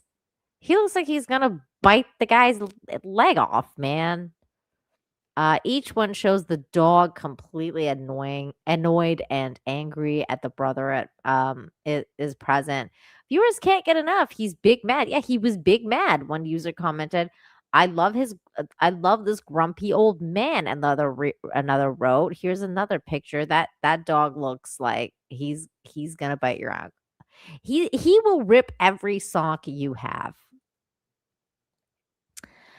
It's hard not to laugh at a pup that looks like he's personally offended by a particular human. Look at his face.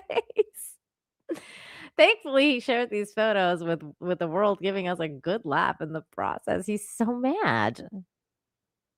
He's so mad. This dog is so mad.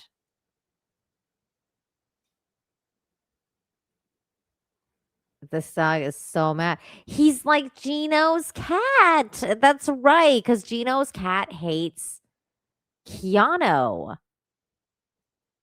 It's true. But see, that's what I mean. Usually you hear the stories about cats. It's very rare that you hear stories like this about dogs. Tiki the Mighty says that's the dog version of a toddler showing you the door. Bye. This is true. That's exactly what's going on here. That which is oddly enough, also I thought that was E and so forth. I was like, I feel like this is you. Where is my baby showing you the door video? Oh, here he is. He's way tart. Bye. It's because the uncle made him mad. Bye. Get out.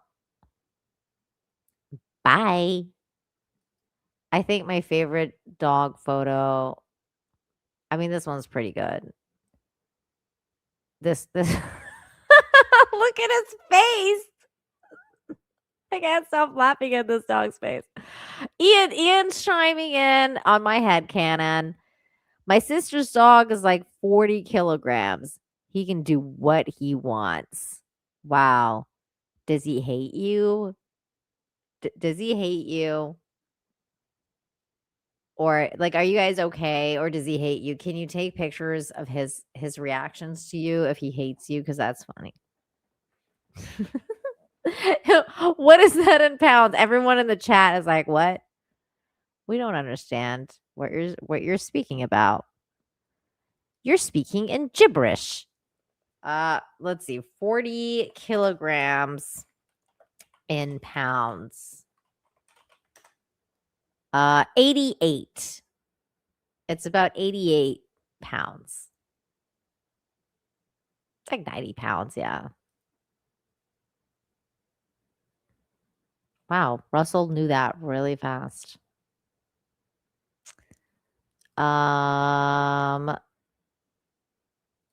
He can do what he wants. So does he hate you? He doesn't hate anything. I think he might be what? What?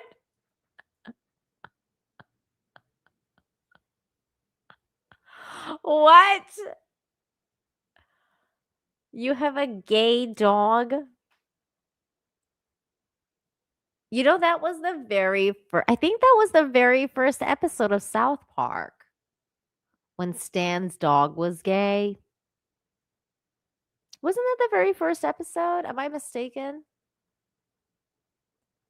I think it was the very first episode of South Park was the one where his dog was gay.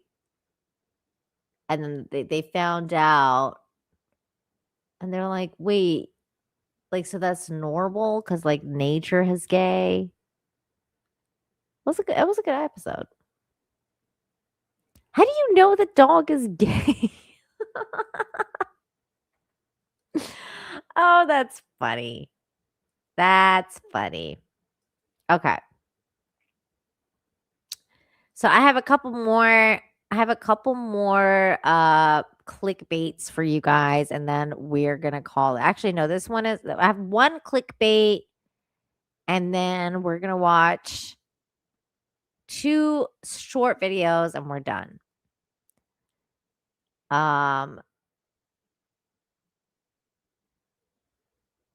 No, I'm not even sure it was the first. It was definitely the first season. No, wait, the first episode was when Cartman got abducted, right?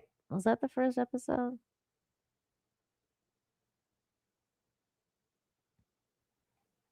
I think that might have been the first episode, actually. Okay, here we go. This is the clickbait because I was curious.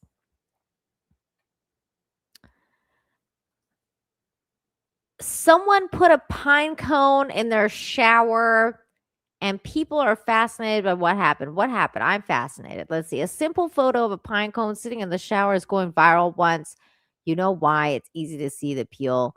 The person who shared the image wrote, I put a pine cone in my shower. It's closest when I shower and opens again when it dries.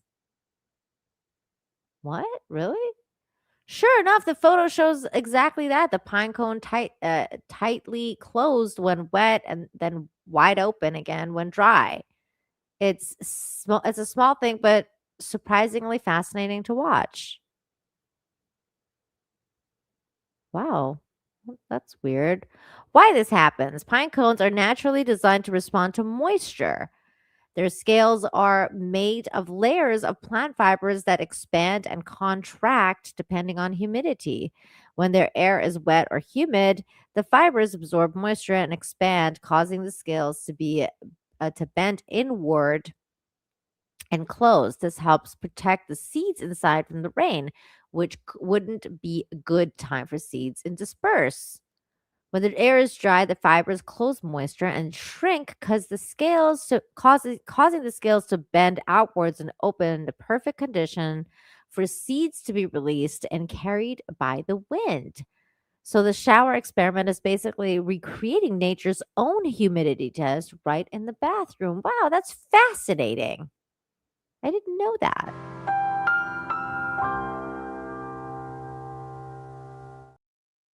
Another pine cone effect. Pine cones have one more hidden talent. When they open for the first time, they can actually make a faint snapping or crackling sound. This happens because the scales have built up tension while closed.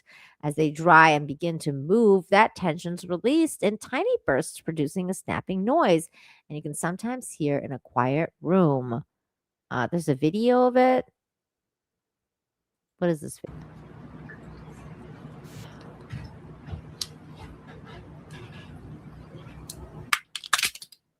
Whoa. That's cool.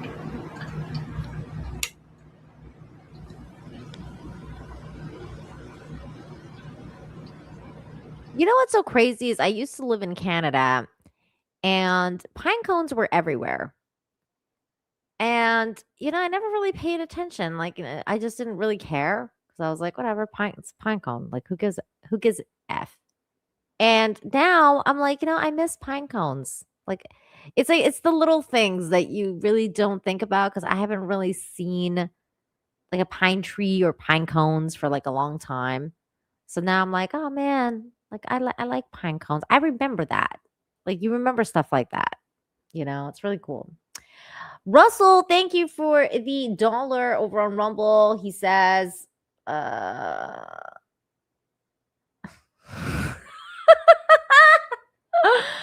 he says, yikes.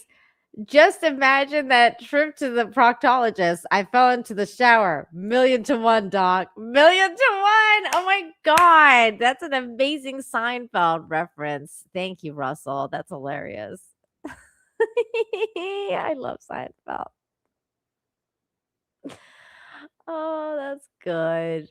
That was good. Thanks, Russell. That was a good super chat. Oh, Rumble rant, I should say. Rumble rant. 1,000,000 to 1, doc. 1,000,000 to 1.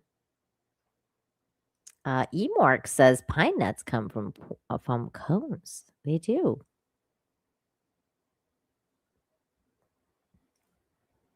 I would be waiting for what comes out of that.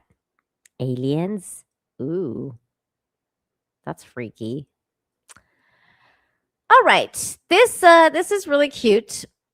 I thought that this was like really funny, and I feel like this is something literally out of an anime. Like this is something that would literally happen in an anime. So this is something we have to watch. This apology during a volleyball game is the best apology you will ever see today. We're not even going to read it. Here we go.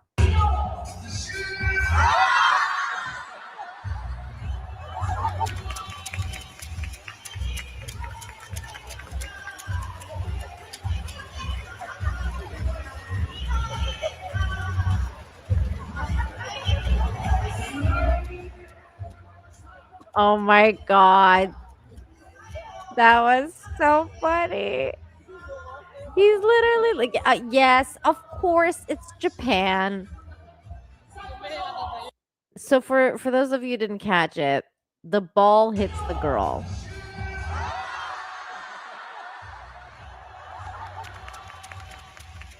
And he's so sorry. He's so embarrassed. He's like, I'm so sorry.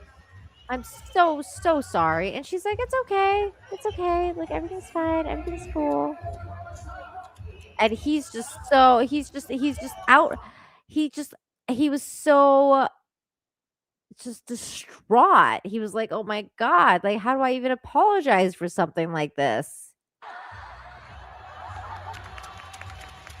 My God, he was like, I feel like I need to see that. That's funny to see it go backwards. Woo. Woo. This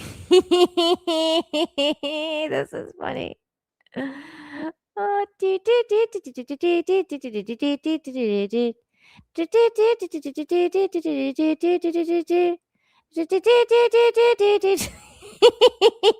Sorry. Now I'm just like entertaining myself. That was. I feel like he likes her. Maybe he likes her and he just can't talk to her or something. And I feel like that's just what's going on, is that maybe he likes her and he couldn't really talk to her, and then somehow like he hits her with the ball by accident. He's like, oh my God, how do I even say sorry? But he is his name is Yuji Nishida. Who is a Japanese volleyball player. And he's the 26-year-old was taking part in a halftime serving challenge at volleyball star all even when event in Kobe, when one of the serves veered off course. And it struck a female judge in the back. Oh, she was a female judge. And she immediately looked horrified and clearly about what had happened. So he like begged her for forgiveness. Fortunately, the judge wasn't hurt. What happened next is beyond laughing. It was funny. That was a crazy display of chivalry. Oh, that was so sweet. It was really cute. It was really cute. Russell for $2 says, yeah, he definitely hit that. You think so? The thing is like Japanese people, I feel like he might have a crush, but he's probably like never even talked to her, because it's really hard for them to like put themselves out there. So I feel like I don't even know if he's ever talked to her before. You know what I mean? So that's it was really sweet though. It was really sweet. Okay. Yeah, exactly. Like that's kind of like their culture. They can be really shy. That's why like every anime, like especially like this slice of life anime ones, you can tell is like they're always like so super shy. They barely ever talk to the girls. They always get nosebleeds when the girls talk to them because like they're like so shy about it. So it's kind of like part of the culture.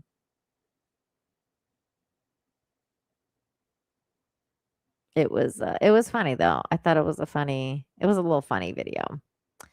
Okay, now we're gonna close the show out now. We're gonna close the show out with one last little video. Wow, we've been going for so long. I didn't realize how long it's been. Extra long show for you guys. 3 for 2, episode 270. For episode 270. Let's close the show out with this video here. Mom filming newborn catches a magical surprise visitor. Here it is. Oh my gosh. Oh my God.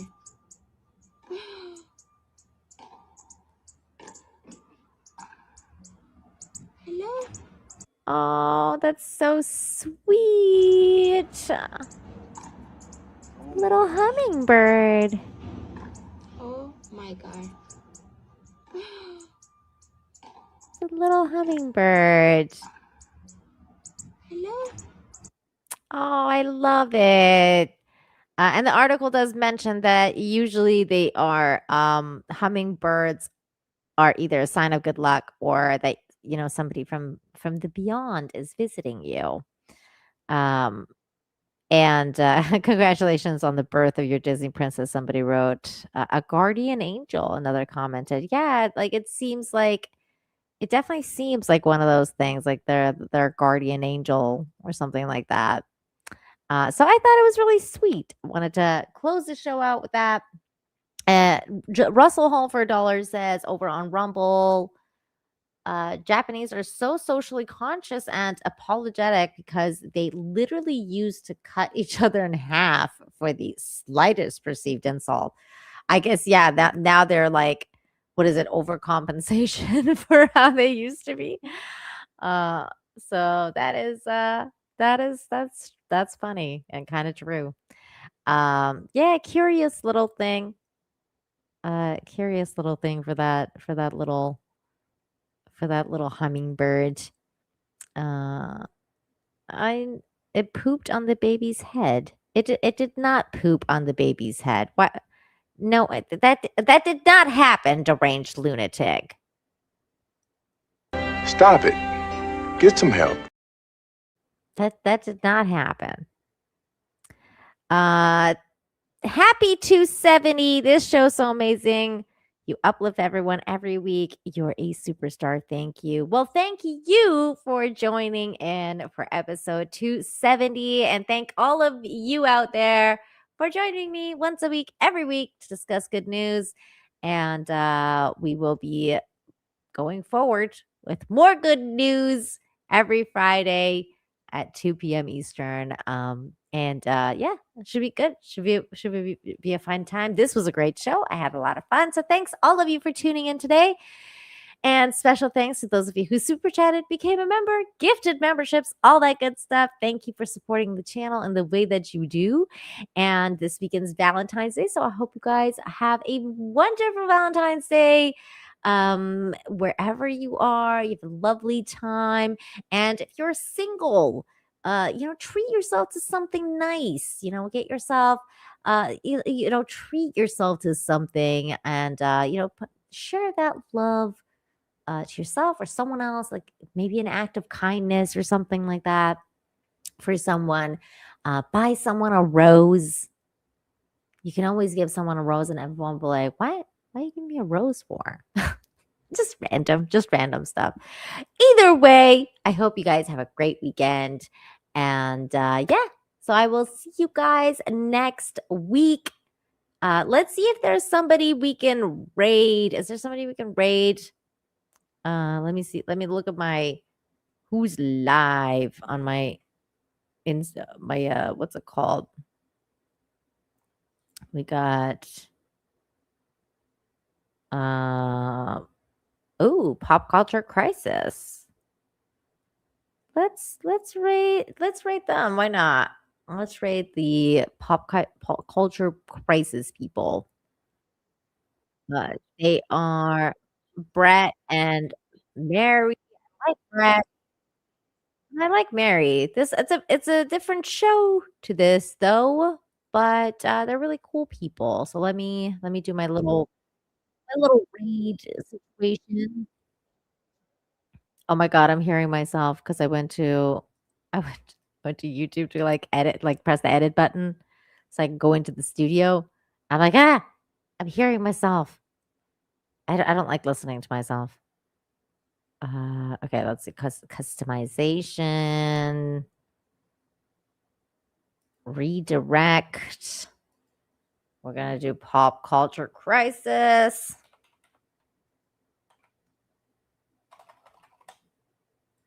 Let's see. Pop. Oh, there they are. Pop culture crisis. There we go. That is saved. Go and check them out and say need infinity rate or something like that. Where you go over there. And yeah, so I will catch you guys next time. Thank you, everyone. Bye. I know you are mine, come rain or come shine. Give me some good news. Give me some good news today. I don't want to waste no more of our precious time. Give me some good news. Give me some good news.